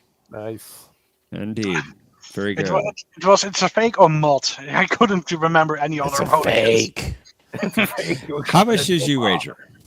2,599 points, give you 11,999 points, and Omni. Thank you. You're the champion. Wow. All as it should be. Yeah, that's the right outcome. No, but you guys bet. I mean, both of you bet strong, obviously, in final. That was. I give you much respect for that. You had to. Well, Tokyo you could have kept some in reserve, but you went for the whole thing. That was good. Yeah, well, smart. Again, I didn't want to put myself in a position where I wouldn't have to be allowed to defend because I'm not home. Oh. And I banked enough points in round number 1, so.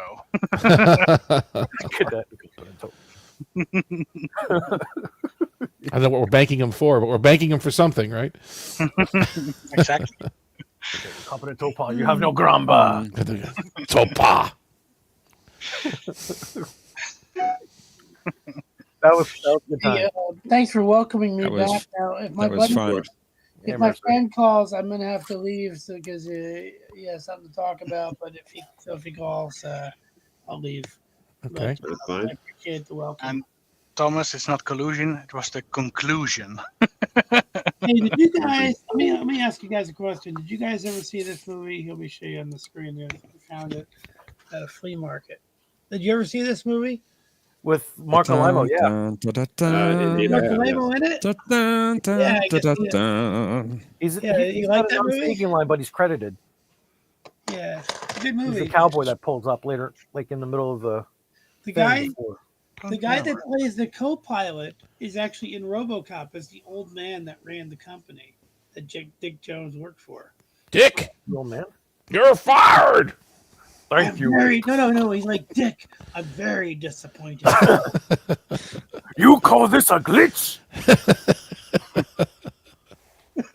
Old Detroit has a cancer. Nice shooting, son. That's his crime. I like how he looks like he's gonna pray before he gives that little speech. He's like, "See, RoboCop. You need to do a RoboCop category because RoboCop is so." Actually, there's a lot of actors. Have you done that, John? I think you have before. I did that once before. I was gonna say, it sounded like I think you've done it before because there's a lot of actors that have been in both. The RoboCop is just such a classic. Like you could do the Verhoeven trilogy. You could do in the first round RoboCop, Right. second Total Recall, and then Starship Troopers. Starship Troopers. That's the trilogy, right? That's the. I'll be right back. Sci-fi masterpiece. Activated. Didn't he do Showgirls too? Well, yeah, but that's not sci-fi. But I'm talking about like his sci-fi films. I know the three big ones. Yeah. Yeah, three kind of like satires. And like that's something about his films that I like a lot. They're all three of them are more satiric than hard science fiction. He's a good Dutch director. We like Verhoeven.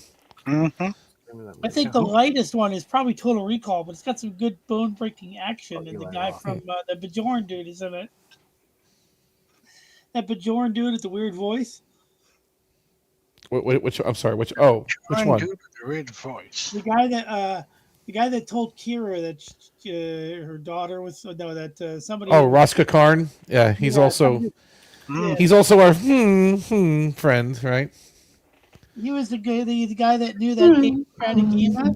The Zach Dorn. He's our Zach Dorn friend, isn't that him? Yeah. Yeah.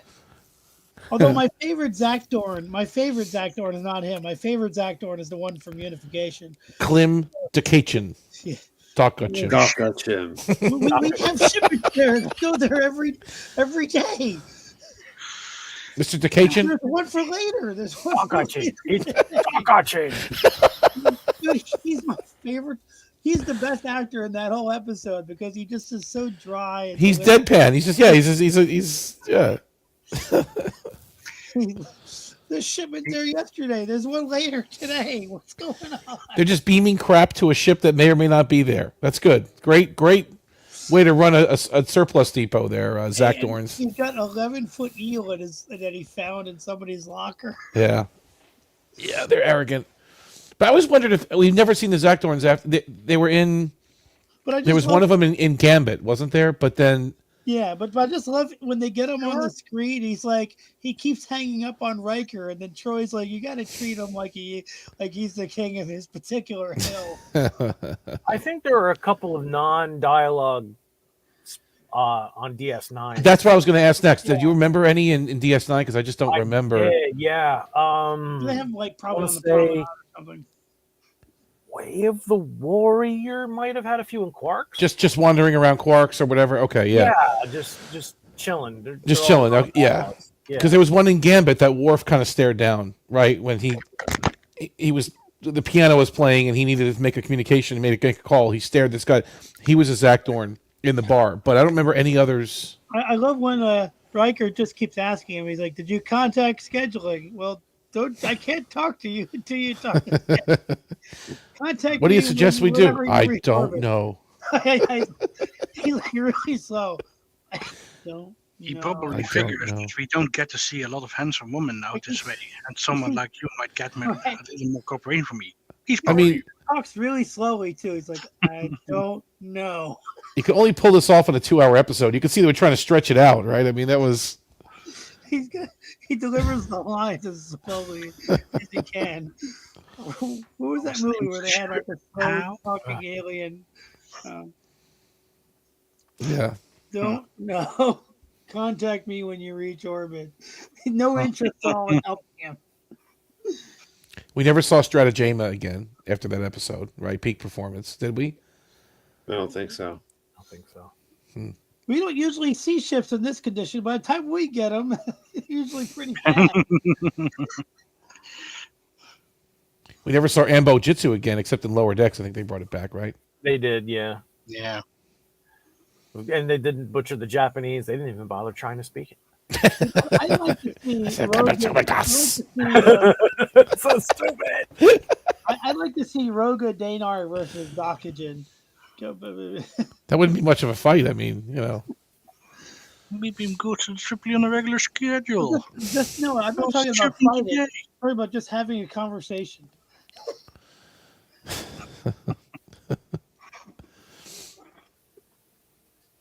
Yeah, so they got some great actors that do guest stars. They do. Really sink their teeth into it.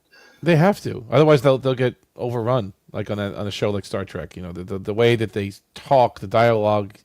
You can't just have any old, you know, actor. It has to be a classically trained, a real strong character actor, you know, that can just get into the part. Now, what did that ship have to do? So the ship that Riker accidentally blew up was the husband of the piano player? And what did they have to do with anything? It's a little convoluted. Husband. Did they get the parts to the Ferengi ship that was in the cargo bay somehow? The T'Pau. The T'Pau is missing. Like, what's the plot? Like, what does it have to do with unification? What I imagine is that the Romulans are paying them to deliver them the parts from the Vulcan ships. Yeah. Oh, okay. Because they got 4 Vulcan ships together? 3?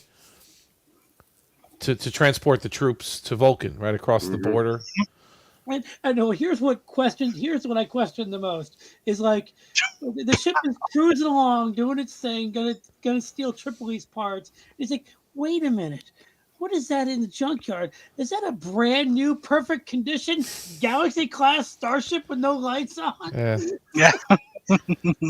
It's antique. Thing, man, we should just go after that fucking thing.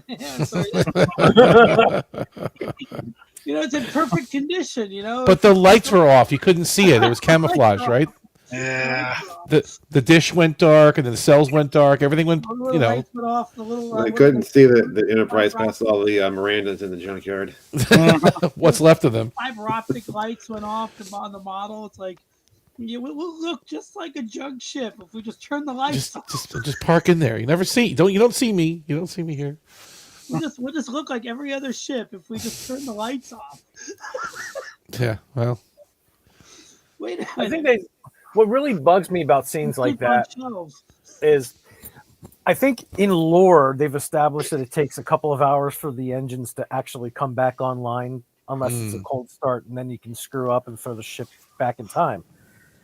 Well, in that scene, the Enterprise powers up pretty quickly from cold in a matter of like 10 seconds.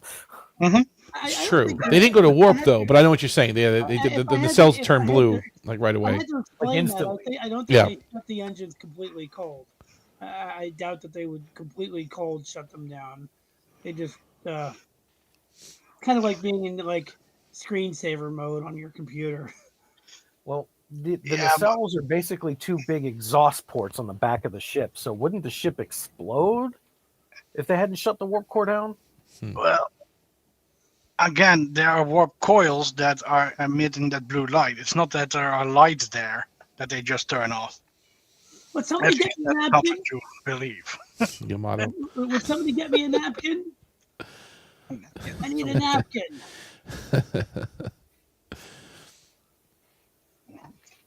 Somebody give me a napkin. You saw that video that Bunny Lord did, that Octo and Melota? I love that video. I did. Oh, it's so funny. I believe. What did they redress? Did they redress the promenade to do those stupid bar scenes? It was like a really bad redress of the promenade to do those bar scenes. That was DS9 set? I didn't realize that. Is that what that was? I don't know if it was. That's what I'm asking. Because DS9 didn't come out until the next year. So probably was just some other set that they crapped together because it looked really bad. It wasn't a large set. I mean, it was just a room, basically, right? It was with the piano in the front. I'm not sure where it came from, Erevic. It just appeared the other But day. I know that in Chain of Command, it was they redressed the promenade or Quarks, and that was supposed to be Quark that they were going to smuggle themselves to Cardassian space, but they realized that the air date for Chain of Command was before DS9 came out. Okay. But that was originally going to be Quark that they were talking to instead of that generic Ferengi.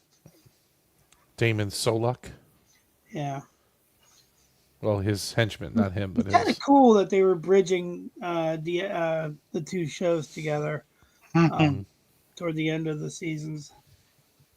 But yeah, Unification is both one of my favorites and one of these episodes that every time I look at the writing, I just scratch my head because it's funny. But between sleeping on shelves or tables and the Dockagin character, it's just such.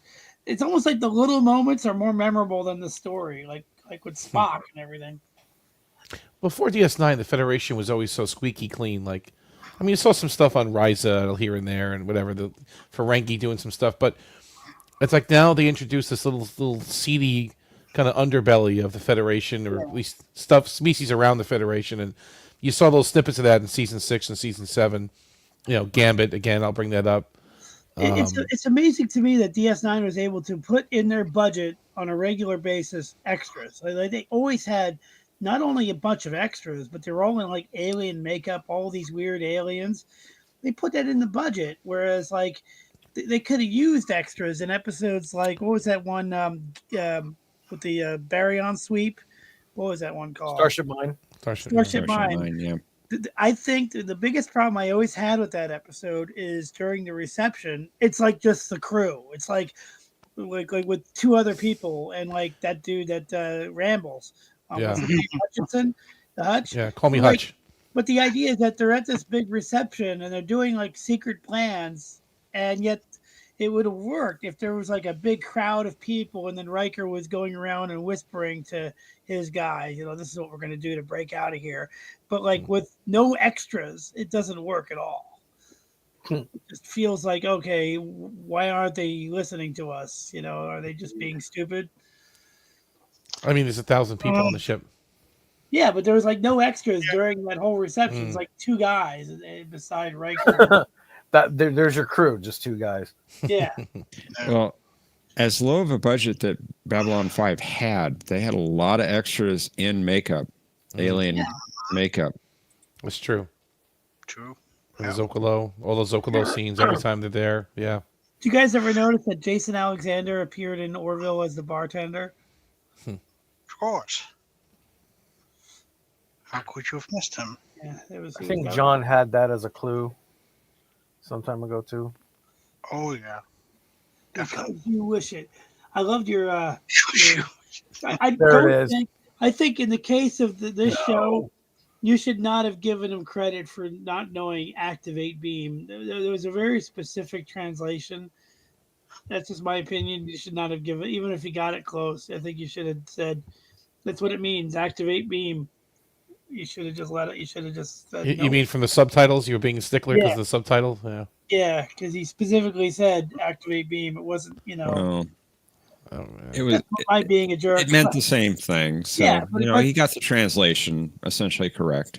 But the point is, when you get to the third game, was more funny.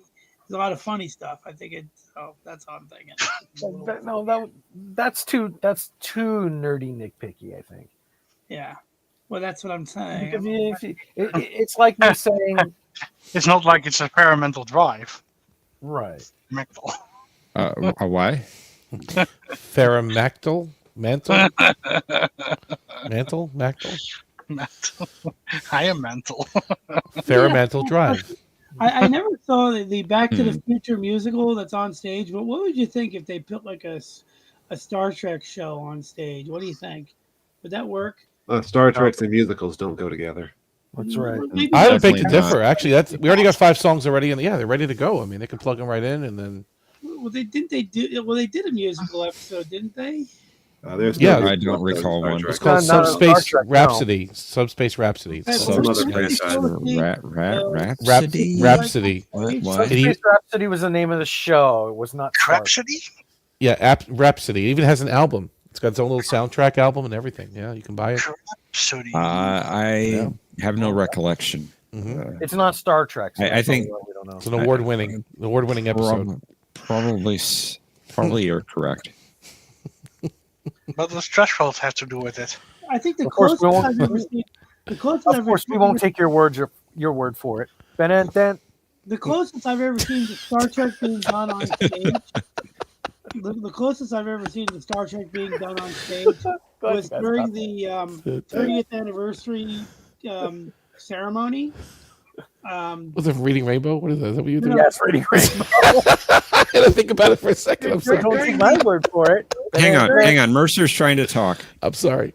During the 30th anniversary ceremony, Kate Mulgrew and the cast of Frasier. Yeah. They did like a little Star Trek skit on stage, which is the closest I've funny. seen to doing Star Trek on stage, where they just set up a bridge on the stage. Yeah. And that was really funny, and that's why sometimes I think it could work as a stage show, like on a limited basis. Just put a bridge up there and do a stage show for people. Couldn't be like they could do it at Ticonderoga. It can't get much worse than it is. It's already been corrupted. I mean, it can't get much worse than what we're seeing right now. Do So something on at the Ticonderoga factory, they could just get like a you go there and you buy tickets and you watch them do it on the bridge and you just watch them do it.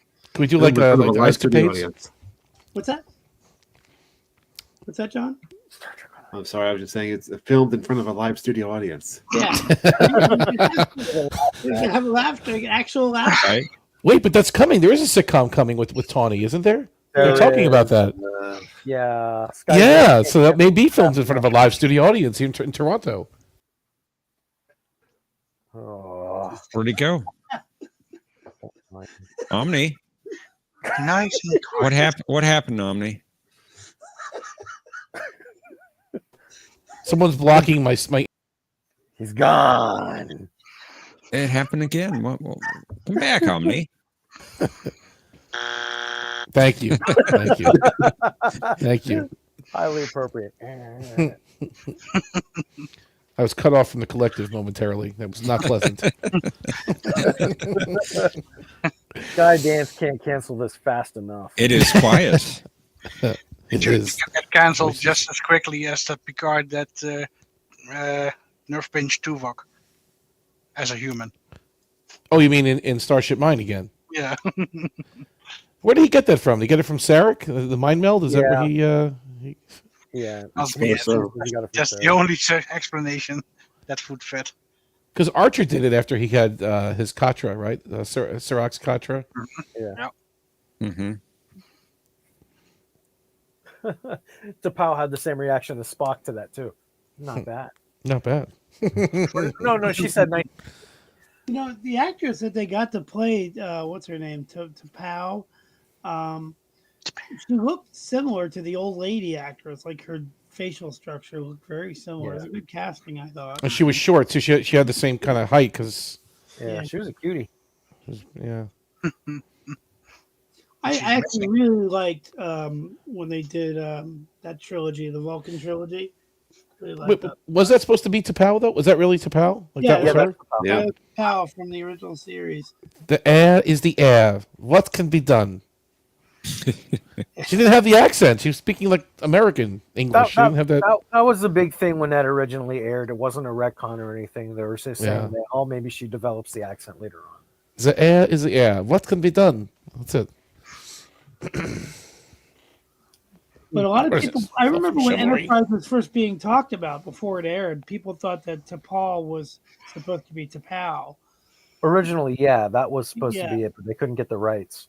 Yeah, so it was kind of cool to actually see T'Pau for real. All Vulcan in one package. And the other thing, the person that played T'Pol's mother, Joanna Cassidy, she was in Who Framed Roger Rabbit. I think they had a problem also with the 80s band T'Pau that actually paid Paramount to have that. Yeah, kind of like Spock's beard. Yeah.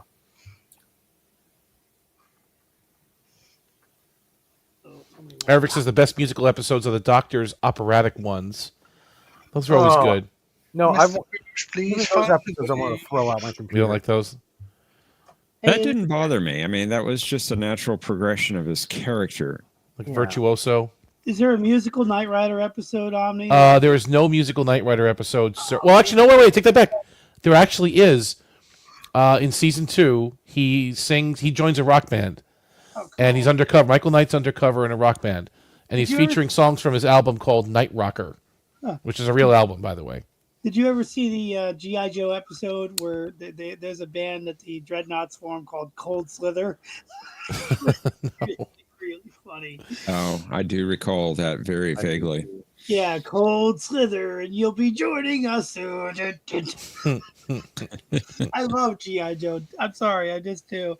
There was an episode where there's this newscast that wanted to find out about the organizations of G.I. Joe and Cobra. So they were like hanging out where they were fighting or something. I don't remember why, but there was this whole thing where the laughing gas got out. Like, so while they're trying to escape from all these bombs blowing up, everyone is laughing. It's pretty funny. Like you're in the middle of a big battle and you're just laughing at every danger. Yo, Joe. That show was awesome. I'm sorry. G.I. Joe is there. It was a fun show. I loved it. G.I. Joe. G.I. Joe is there. I went to the movie and you realize that Cobra originated from the Himalayas, and like there was like these primitive people that had this strange technology based on biology. That was cool. It's G.I. Joe against Cobra, the enemy, fighting to save the day. Never give up, he's always there, fighting for the land and air. G.I. Joe. Did Voyager have an episode called Blink of an Eye? Mm-hmm. Yes. Yes. Was that like the same thing as the original series episode? Was that the same race or something? No, it wasn't the same No. race. No. Scalos? Was it Wink of an Eye that the original series had? Because I never watched the Voyager version. Yeah. Were they connected? Like, were they supposed to? No, they're not connected. No. Blink of an Eye and Voyager was about a planet that was had a very weird axis, and like every second was like 6 centuries or something like that. Something There's really a time differential with the planet underneath. 6 centuries, but yeah, I know. I'm exaggerating, but the episode was great. I loved it. I highly recommend it. That was an excellent episode. Yeah. Skyship. What's the song? What is it? Oh, I can't remember now. Star at night, brightest star. What is it? You know what I always loved about Star Trek?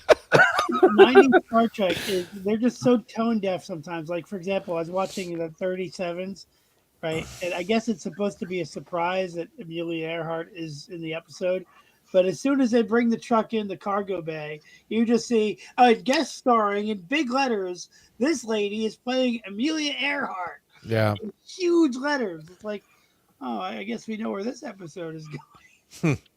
That was contractual though. She Exactly. She was really Lawrence? really big. It was Lawrence, wasn't it? Something. But it's kind of like when you read the soundtrack for Phantom Menace before the movie came out, you get the soundtrack from John Williams. You get it on disc, and you're scrolling through the track listing, and it says Qui-Gon's Noble End. Oh no. Yeah. I didn't even watch the movie yet. I already know what happens. Well, he has a noble end at least. You know it's coming.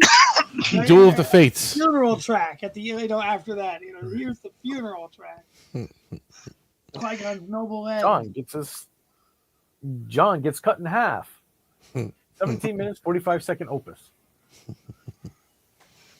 By John. I remember buying that soundtrack just to hear Duel of the Fates over and over and over again. Oh no, I went to Kazaa for that. Just one song, Kazaa. Kazaa. Okay. You're dating yourself now. Wow. Yep. Mm-hmm. Dating you too, Ami. You made me think about it. I'm thinking a real media player now or something, right? I'm thinking He could have said Napster. He could have said Napster. Napster. I hated Napster. It was such a pain to use, and then LimeWire always infected my computer with some malicious. Eel. LimeWire was bad. Yeah. LimeWire was really bad because you could be downloading something, and the next thing you know, you need to bleach your hard drive because you're under federal arrest. Yeah.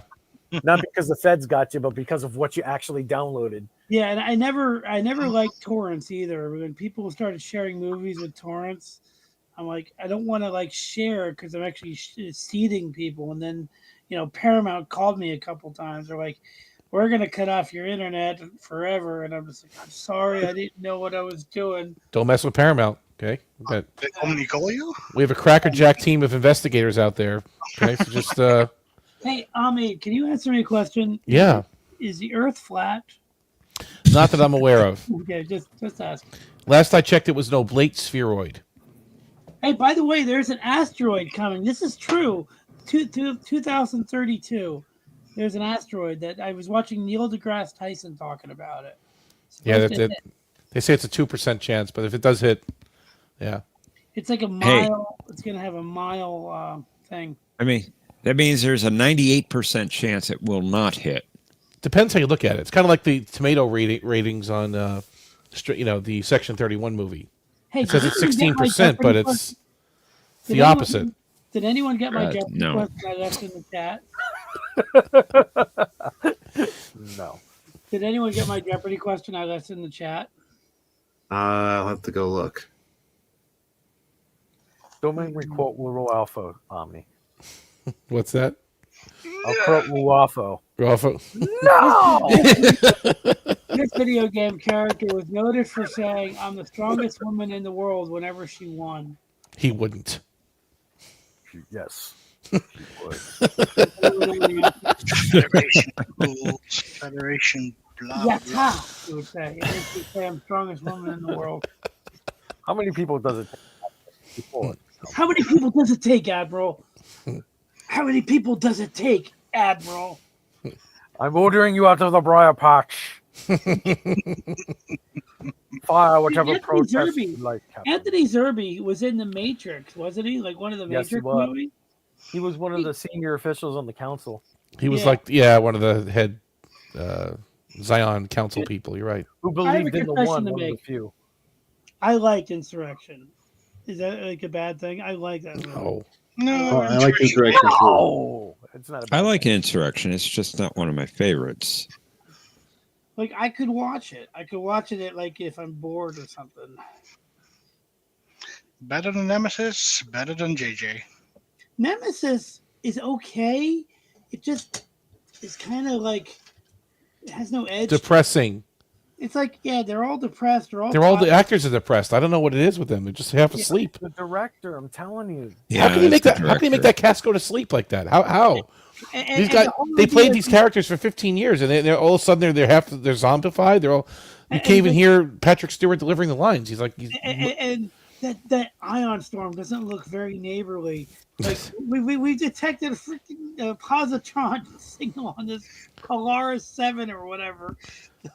well, you can't blame that on Stuart Baird. That's the writing. That would be all the way from Earth, mind you. Terrible story. It's positronic, so they can detect such a specific thing being detected thousands of light years away from Earth. The only character that delivered a funny performance was Springer as the other version of himself. Before. Like, I made a room with lights. Yeah. Can I talk now? What was he saying when he was in the back of the Jeep?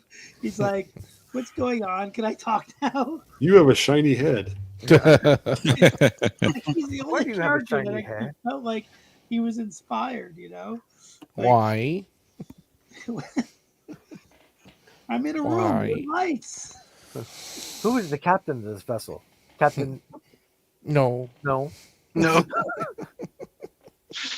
Down is good. You know what shot I really liked in that movie was when they actually fly the shuttle out of the Romulan ship, and it actually escapes through the window in the hall room where they first met up with Shinzon. Mm-hmm. That was a cool detail. Like they had they must have made a miniature version of that set. I don't know how they did it, but they spent a lot of money on this movie for no reason. But they had this like miniature version of the room where the staircase is. You know what I'm talking about? With the yes, where we first meet Shinzon, and that's where the shuttle, whatever that thing is, it blasts through. That was a cool shot. I like that. It was a scorpion. Scorpion. It had no purpose in the story, but it was cool looking. I like the new Romulan warbirds, though. They look pretty good. No, they were too thin. No? Like, You I like like the Valdor warbirds. Yeah, the Valdor. Yeah, I didn't like the Daredex. I was kind of tired of it already. It's like, this is nice. I liked Dina Meyer as the Romulan commander. She Mother Denatra. If you ever touch me again. Back for season 3. They should have brought her back for Picard season 3. That would have been awesome. No, you're not a woman. You are Romulan. You Romulan.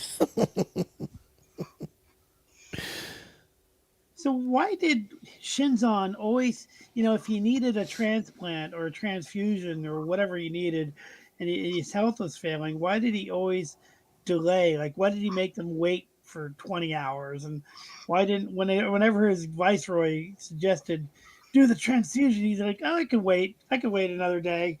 I just wait a while. Why? I don't understand. Thomas makes a good point. Sealer Tomlock should have been a villain in a movie.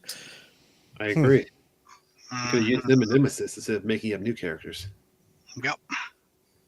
I did like the opening shot where you see the Romulan capital, but they do it in like high definition detail when the camera goes down and you actually, it looks like it did in the show, but it looks good. It looks like all high defy. But they kind of like they kept it similar to what the map paintings you saw on TNG. Yeah, that's what I like. And the DS9. Place. Yeah, it was clearly the same place, and I kind of like that. I also like the little keyboard music. But if you listen to the commentary, Rick Berman is like, I don't know why Stuart Baird wanted the logo to be like a mirror image, but that's what he wanted. That's just stupid. Yeah, it's on the nose, kind of. It was weird that if you notice, the opening of the film, they didn't put anybody's name in the front of it. They didn't put the name cards, the credits. Because if you put one name, you have to put all their names contractually because it's Star Trek. It's just the way Star Trek is done. Once you list, like Stewart, you have to list everybody. The part that bugged me the most about that movie was he had no hair. Like, we remember from Tapestry when we saw young John Luke, he had hair. Why all of a sudden is there a picture of him in the Academy bald? Like, we know Jean-Luc Picard was not bald in the Academy. His hair... He had good eyes, just like before. It made no sense. If they would have shown a picture of him, of Tom Hardy with hair, and then, okay, now he shaves it or something, or whatever. Maybe his illness, he doesn't grow any hair, but that's why he's bald, too. But, That was odd. It took me out of it for a minute. Like, wait a second, that can't be. That's not young Picard. We've seen young Picard before. That's not him. Let me ask you guys a technical question. Sorry, John. Did you say something? Oh, like last time I watched it, and it's been a few months. It looks like the ready room is on the other side of the bridge that it was on the D. Is that true, or was I just seeing things? It's on the starboard side, I guess, of the bridge, right? If you're looking forward. Yeah, like whereas on the D, it's on the port side. On the opposite side of the D. There was one line I liked when at the end when Dinatra offers to help, and they're like, "We're going to send shuttles to help you," and Picard is like, he's like on screen, and there's no screen there. So he's like, just yeah, that was kind of funny. Open a channel. Yeah. The only time that you could look out the bridge, that makes sense. When there's a big hull breach in the bridge. Exactly. Instead of a stupid window. Well, in Star Trek Picard, the bridge opens up when you want it to, right? And changelings can fly out the front. And yeah, nothing beats Geordi's line. Cool. I kind of like that. Nothing beats Geordi's line in Insurrection. Geordi still had the best line in all of salads. Geordi had the best line in all of TNG. His delivery when he's like, there's nothing to stop them from doing it again. And he looks up as if to check to see if it's there. And he's like, and we're fresh out of warp core. Yeah. That's my favorite moment because he's like, fresh out of warp cores. We're fresh out of warp cores. That's my favorite moment in that scene. Worf. Or we only got 6 minutes of air left. Or what was that? There's only like 6 minutes of air left. That was Worf, yeah. Yeah, that was funny. Could be also for the fact that we have 6 minutes of air left. Now, why is it that Ruafo had like a couch on the bridge? Like, just relax, you know. He wanted to rest when he was in command. Out. Take his feet up, watch some Netflix, kill some people. No. Yeah, I would have a couch as a captain's chair. Captain's couch. Yeah, why not? Stretch out, take a nap, wake up, kill some people, go back to sleep. Did anyone else, when you first saw the movie, did anyone else think that woman walking around, that Donna, what's her name? Donna, what's it? Anish? What's that? What is it? Donna Lewis. Donna Murphy. Donna Murphy, yes. Murphy. Anish. At first, I thought it was Troy. When I first saw her on the screen, I thought it was Troy. Donna Murphy. She was in Spider-Man too. Yeah, she was. Never seen again after that, though. Yeah, did they blackball her career? Yes. Probably. Star Trek, the only franchise that will either make your career or break your career. One shot. Yeah. It's always funny, like how anytime there's like a really corrupt captain in Star Trek, like a bad guy villain captain, they always have to talk to like his first officer to try to convince him to help out, like turn the tide. So Picard gets in the turbo lift with like Ruafo's first-hand man, and he's like, "You gotta help us because Ruafo's gone crazy. He's nuts. You gotta help him." Things like that. I don't remember the guys. Did they ever name his? He was like Olna or something like that, or Golna or Golna or something like that. Is this how a Starfleet officer begs for his life? I'm not begging for my life. I'm pleading for yours. You realize I'm trying to manipulate John here. I'm trying to manipulate John here to get him to put an insurrection category on the. I still want an 80s death machine category. Yeah, I've been thinking about it. I'm not exactly sure how I would organize that. What, an 80s what category? Death machine. I don't get that. What is that? Well, what did we have in the 80s that were like cool death machines? We had the Enterprise D, we had Knight Rider, Airwolf. Television death machines? Oh, okay. I got it. Okay, I didn't know. Well, Kit didn't really destroy, bad guys a bit, but he didn't really kill anybody. Yeah, I mean, they brought Enterprise death. D was a death machine? Yeah. The Enterprise D is a death machine. Yes, it is. Okay. Well, you can talk about how shows died with terrible episodes like Battlestar 1980. I mean, you don't necessarily have to be evil to have a death machine. The Enterprise is very capable of being a death machine. The A-Team van, would you count that one? Or Yeah, I think I would. Just like awesome The A-Team 80s jumps out, weapons. kills people. Yep. Like awesome 80s weapons. Like that. What was that gun on the front of Blue Thunder? Did that that turret? Did that move because they turned their heads? Is that how that worked? Sorry, I think so. On the 18, no bullets were ever hitting that target. Well, on the A-Team, yeah, you shot near the.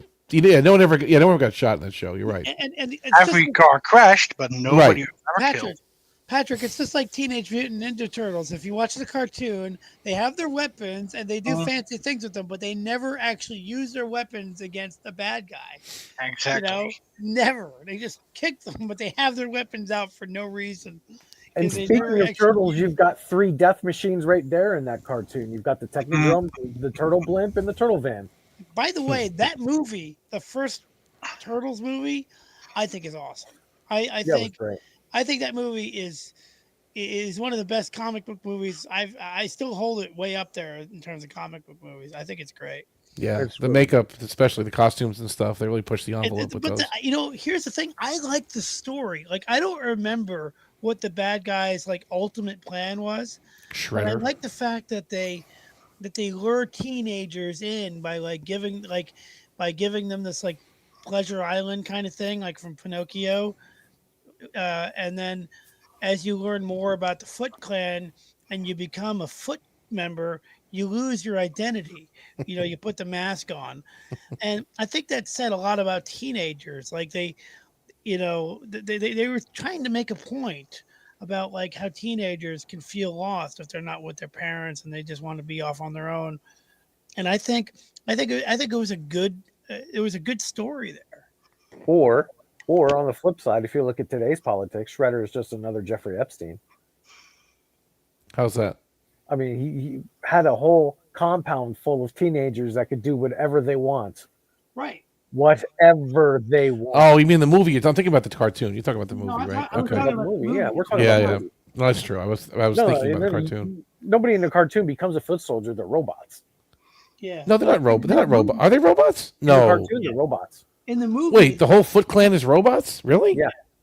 In the movie, I forgot that. They were other teenagers. They were teenagers that at first you just hang out, you live, you do whatever you want.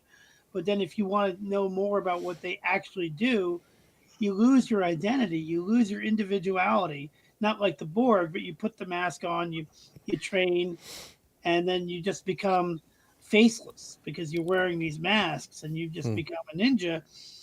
And I think they were making a point. I think they had a point they were making when they wrote it. Bebop and Rocksteady. I don't know. I think it's a great movie. I think it's a great movie. I think it's great. And I'm like a generation behind Teenage Mutant Ninja Turtles. I was more Transformers and G.I. Joe. Oh, okay. Yeah. I used to love the Turtles. Turtles was a little bit after my time, but a good movie is a good movie. Like I watched after school. Like it'd be on right? Pretty much every day after school, I think. And that's right, Channel 5 or whatever it was. You just put it on and it's just everybody watched it. That was it. I don't know. And everybody played the video game. Everybody played the Nintendo game, Teenage Mutant Ninja Turtles. And everybody threw their controllers at the TV because it was so massively. But the arcade game was amazing. The 4-player one that Konami put out, that was great. The great video game. What was his name? The angry great video game nerd. Yeah, game nerd James Wolfe. Yeah, I know. James. Yeah. James Rolfe. By the way, he had this great standee on his set of William Shatner from Star Trek 5 or 6. It was the Star Trek 5 promo for VHS. Yeah, he had the standee of Shatner on his set, which I thought was awesome. But that arcade game was one of the. What's that? Did you see a Star Trek episode? I might have. I'm trying to remember if he did. I'm trying to remember if I saw it. He's playing the Vectrex version of Star Trek, and he goes, "Oh, these Klingons could suck my ass." And then the Klingon comes down, shoots him, and then the Klingon he opens the channel. And he goes, "What is the meaning of this attack?" And the Klingon's like, "A Voltron nerd." And the nerd's like, "You want Genesis?" He holds up a Sega Genesis. You can have. They have a hand-to-hand fight in the nerd room, and it was great. Mike Matei, his friend. Yeah, they make good Yeah, he videos. was the Klingon. Oh, yeah, I don't. Yeah, he was the Klingon, and he was the Metron at the end of it. He was the Metron. Yeah, that's right. He was. Yeah, it He goes, I am a Metron. You demonstrated the quality of mercy. And James goes, "Mercy, my ad!" He shoots his right. That was funny. I went to high school with Mike Matei. That's right. You told me that. Yeah. Yeah, he's a year ahead of me. He did a Didn't great like one. football.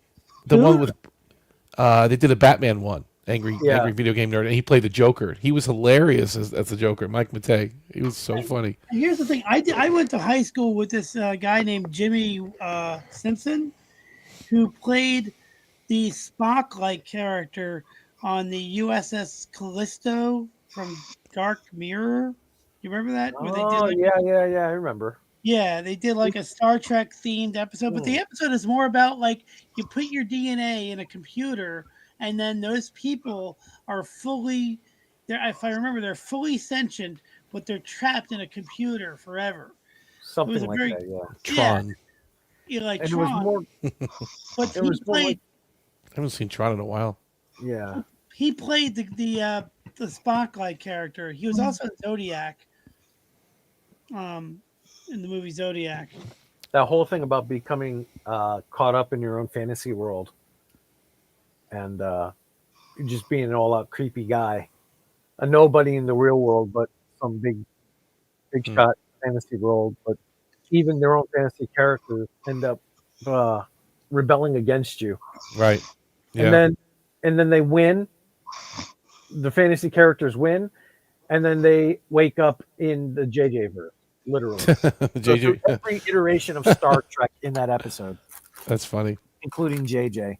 With lens flares, I might add. Of course. You have to. It's obligatory. I appreciated Dark Mirror, but I did not like watching it. It's almost too dark for my taste. I just like that episode. Everything else just went, nah. I tried to watch Nosedive, which is the episode with social media where it's similar to the Orville episode, Majority Rule. Where the up, down, the green button, red button. Yeah. I like the Majority Rule better because Majority Rule had some great humor in it. And my favorite joke in Majority Rule, because it's so true, is at the end when they're trying to put false information about Lamar into the feed. They asked the girl, does anybody corroborate this information? She's like, no. I thought that was the best joke in the episode. She's like, no one cares. No one checks it. Because it's so true. No one really checks, even today. That's a powerful little message there, because that could be the future. You have a credit score now. You could have a social credit score. They already have that in China, dude. Yeah, right. And it's scary. Scary stuff, guys. Both episodes were good, and they both came out around the same time. Now, people said, "Oh, Seth, did you rip the episode off? Did you copy?"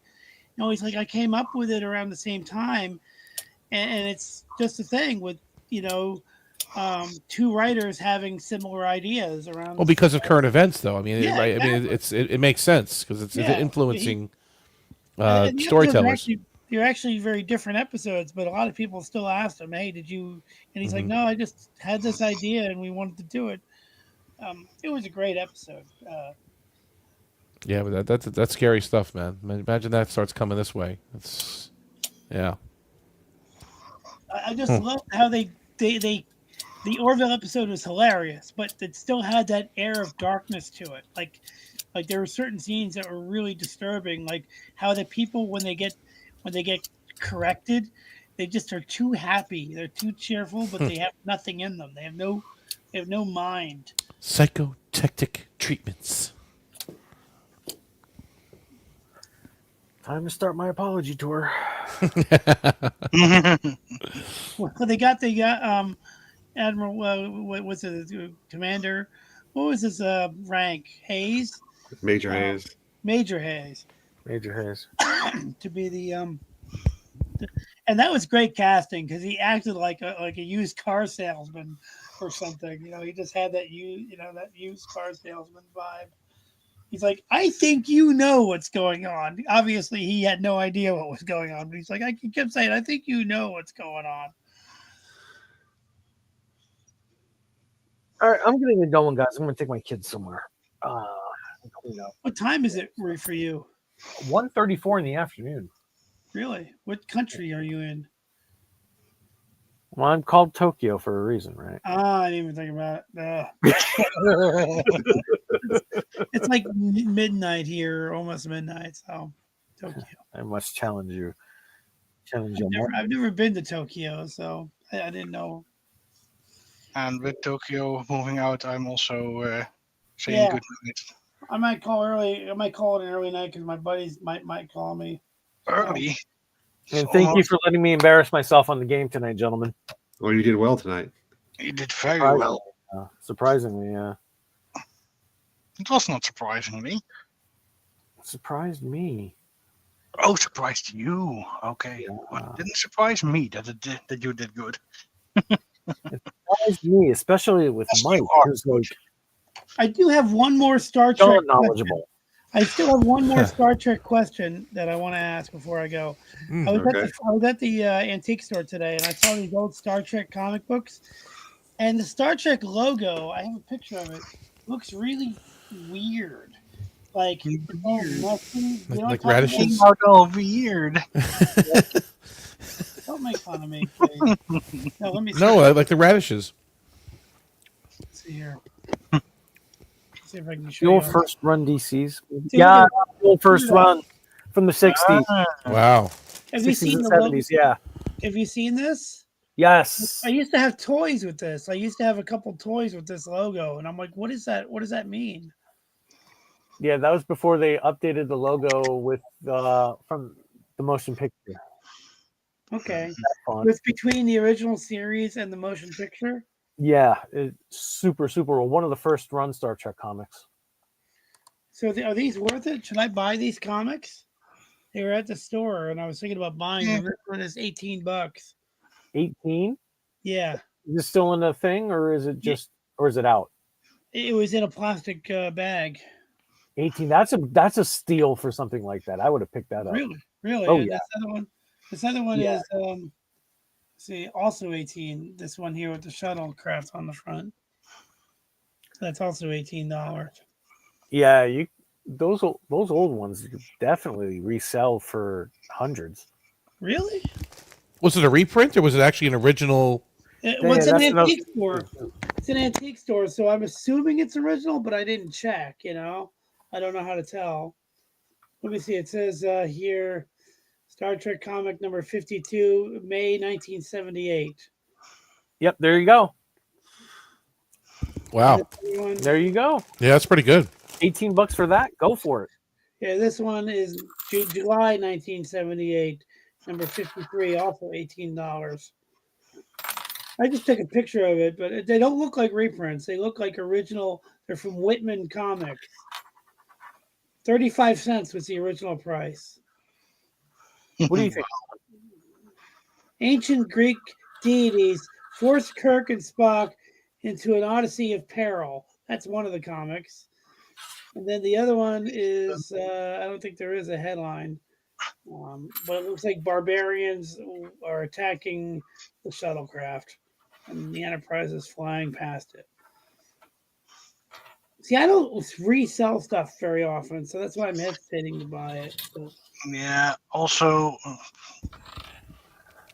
take that with a grain of salt, because what has been sold before for hundreds doesn't mean that it happens now, of course. True. And speaking of, welcome, Cinnabon. They have the original alien doll there. I have a picture of that too that my brother had when he was a kid. It's like the alien doll with the teeth that stick. Let me see if I can get the picture for you. Xenomorph? Yeah, the xenomorph from the late 70s, early 80s. Look at that thing. They have it. The teeth come out and everything. It's the original alien doll.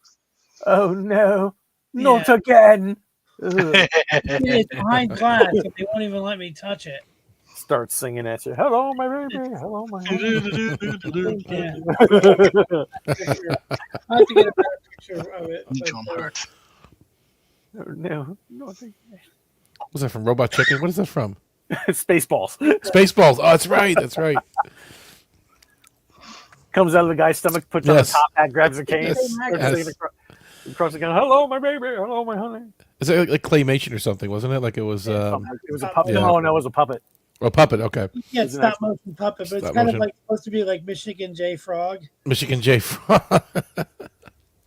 As a xenomorph. Yeah. All right, guys. Well, have a good night. Thanks. Me for- too. I'm out of here. Thanks for the games, gentlemen. Everyone's wrapping it up. That's it. Wow. Yeah, we're wrapping up. Thanks for joining us. There's no reason to See you guys. I'm out. Take care. Good seeing you, Tokyo. Take care, Tokyo. Tommy, you should spend time with your family. Topa. Tommy, you should spend time with your family when you get off work. You know. You're Yeah, always- you'd think. My wife is sleeping, so Oh well, you should watch a rerun of Star Trek then. I need to. I've been watching Knight Rider. I need to switch over back to Star Trek. Right. That's it. Yeah. That's the direction. I can't get rusty. Dude, real quick before you No, that's go, Airwolf. That's Airwolf. Tommy, you've See, been I would, a big help. I'd be concerned that he would be watching something that Paramount Plus claims is Star Trek. I mean, I'll be honest. I've only watched all that stuff once, and that never again. Even the movie that came out, I've only watched it once so far. One time No, you didn't, because you forced us to watch it in the When? back. You've been a Central. huge- Well, these reruns have been a huge help for me. Don't tell me when. No, but that was the only time I watched it. And Duel was No, awesome. it wasn't. I swear, I have only watched that movie once, and it was that night. I'm not Duel talking about was the awesome. movie. Oh, which one? Which one? Duel I'm was talking awesome. about that crap Oh, episode. Subspace Rhapsody. You're talking about, Yes. and we got Anna involved in that one too, and she likes it. Professor, just saying, she likes it. No, she Well, didn't. She really didn't. I thought she did.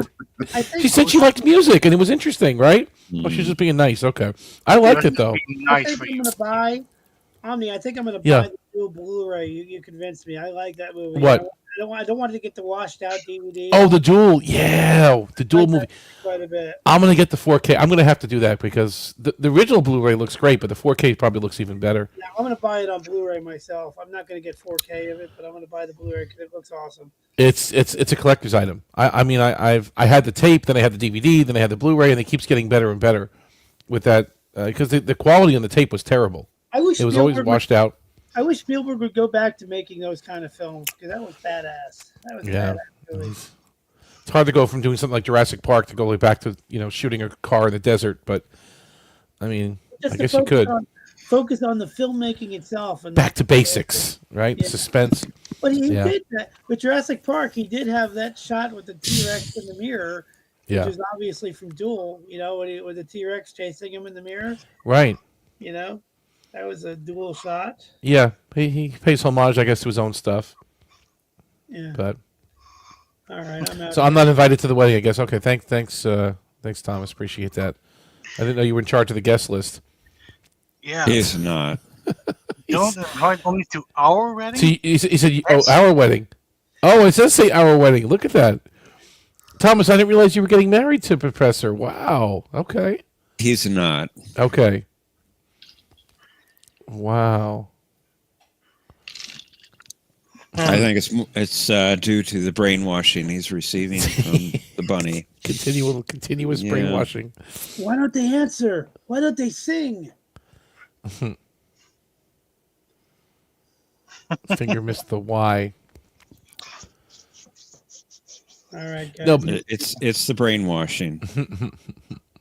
But Patrick, you're right. I've rewatched the Subspace one before, Mm-hmm. and I've rewatched the Hegemony episode before because I liked it a lot. I did watch those two.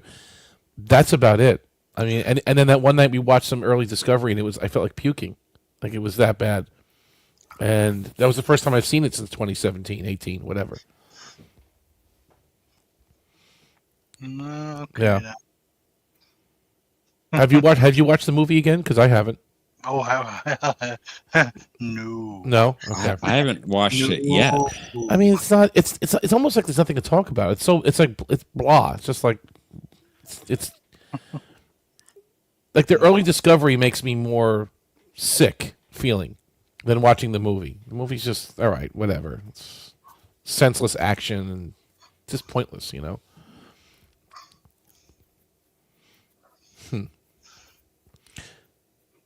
So Aravic is saying Mrs. Brainy Specs is secretly Thomas. Okay, had no clue.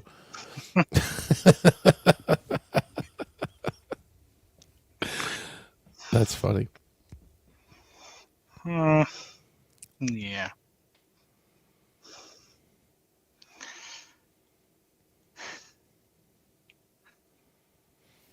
Yep. I'm still laying on the floor, Omni. Yeah, I'm just taking a nap. Don't mind me. If you want to take some pieces off of my body, go right ahead. Maybe I'll turn into a pile of powder. But you're a tetro too, then. Well, Thomas is claiming I'm insane. Insane. Professor Severin, Dr. Severin, is insane. How could Spock come to that conclusion? I don't. He's not a psychiatrist. I mean, he's a learned man. Don't get me wrong, but how could he come to the conclusion that that man's insane? Yeah, whatever. You read the script. He read the script, but it wasn't even that bad of a conversation. It was just like, I guess because he doesn't care about infecting the rest of the populations of these planets with his disease, and yeah, I guess psychopath would be more like, or sociopath would be more appropriate, but whatever. He's insane.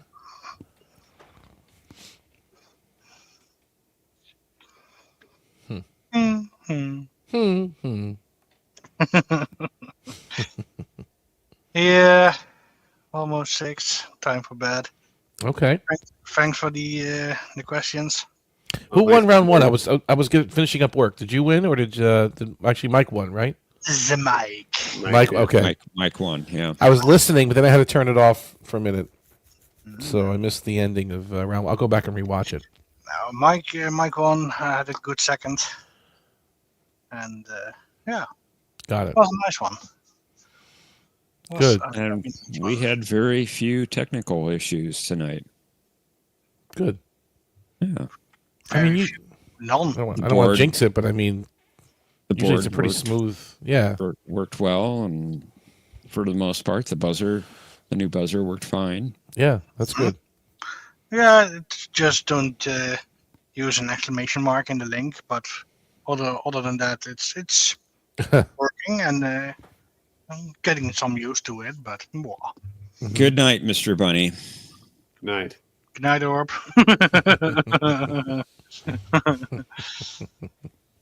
Yep. Yeah, no, the only problem that we had there this night was that I had fallen asleep again. And I only woke up because you started the stream and I had my headset already on my head. So you're saying like Jeff's voice woke you up?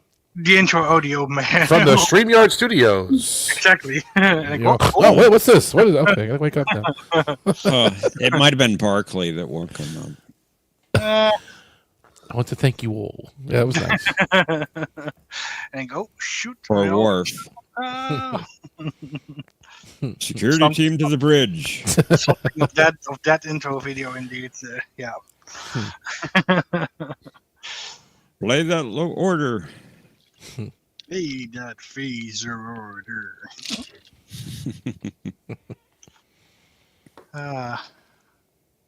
But some very good questions. Wow. Very They tough were ones. they were tough in 1 and 2 from what I saw, and I was driving on the way home in the middle of 2, and I'm like, whoa, okay, Yeah. these are tough. And I had completely forgotten that last week was no show, so that we indeed had not done the season 2 last word. So I had not rewatched that video. And You it have was- 4 videos to watch when he skips a week, right? You got at least 4. Mhm. Yeah. I had only done 2, only the Death Ship and the Rigel. But still some good scores. The Rigel was clever video, actually. I like that. That was. Thank you. Mm-hmm. Yep. What made you think about that? What were you watching that piqued your interest on Rigel? I'm just curious, John. Seems like some of us were discussing that a while back, how many Rigel planets there were. So I figured that would be a good topic for a video. Gotcha. So the kernel was from a conversation that we were having, and it just I think so, yeah. blossoms from there. Okay. No, it's good.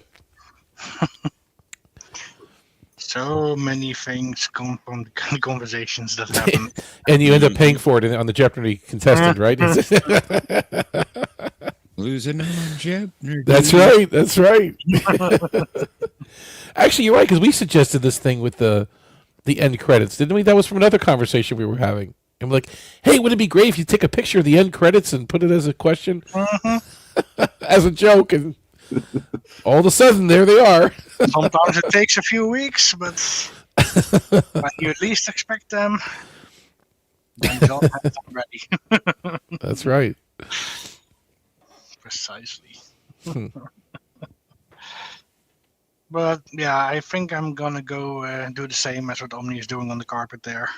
Yeah, it's nice down here. Come on down. It's actually pretty good. It's comfortable. It's good for your back. It's good for your implants on your back. You just kind of stretch out.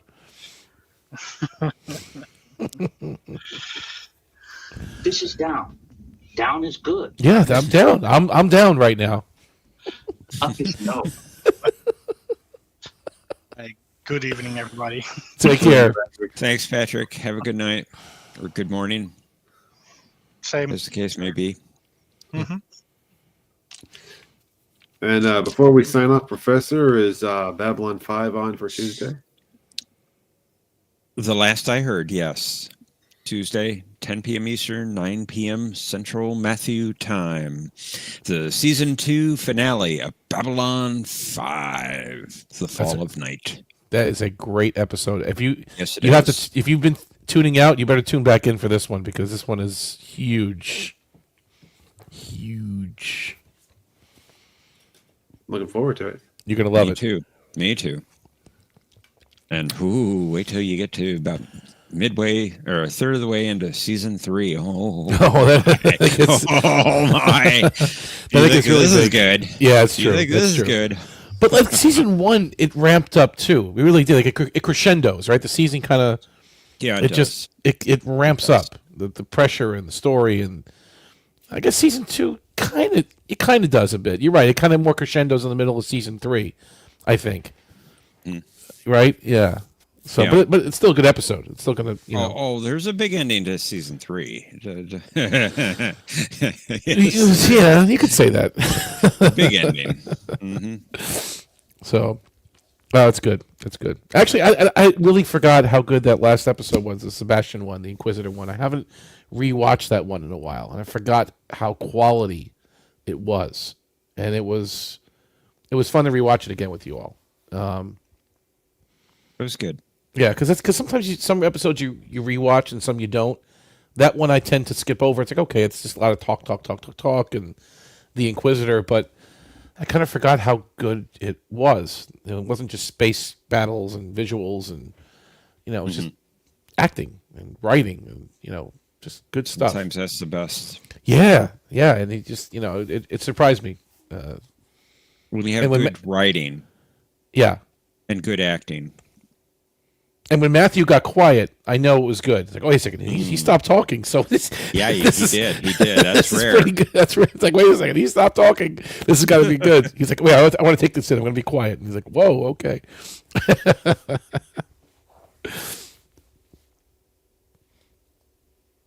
But looking forward to Tuesday night.